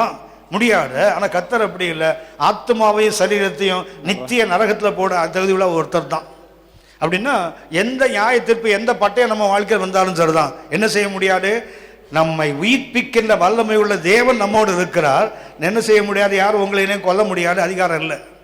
அதான் ஆண்டவர் சொல்லுவார், என்னை விசுவாசித்து மரித்தாலும் பிழைப்பான். ஏன்னா உயிரோடு எழுப்புகின்ற வல்லமை அவருக்கு உண்டு, ஆகவே அவருக்கு கொல்லுகிற வல்லமை உண்டு. அதான் சொல்றாரு, பட்டயங்கள் என்ன செய்ய முடியாது, உன்னை தோற்கடிக்க முடியாது. ஆமென். அப்படின்னா 7 வார்த்தைகள் இருக்கு ரோமர் 8:37. இதைத்தான் சொல்றாரு, இவை எல்லாவற்றிலையும் நம்மை அன்பு கூறுகிறவராலே நாம் முற்றிலும் ஜெயம் கொண்டவர்கள். ஆமென் சொல்லுங்க, ஆமென் சொல்லுங்க. அப்படின்னா ஒரு வெற்றி வாழ்க்கை சாத்தியமா இல்லையானா கண்டிப்பா சாத்தியம். என்ன செய்ய முடியாது, இதை 7 இருக்கு தெரியுங்களா, ஒரு மனிதனுடைய வாழ்க்கையில் வருகின்ற அடிப்படையான 7 போராட்டங்கள். ஒரு ஆவிக்குரிய வாழ்க்கையில் உங்களை என்ன தோற்கடிப்பதற்காக பிசாசு பயன்படுத்துகின்ற கருவிகள் இந்த 7. இந்த 7லையும் இந்த கர்த்தர் என்ன செய்வாரா, சாதாரண வெற்றி அல்ல, ஏதோ ஒரு வெற்றி அல்ல, மோர் தென் கான்குரஸ், வெற்றியின் மேல் வெற்றியை கொடுக்கிறவர்கள். ஆமென்.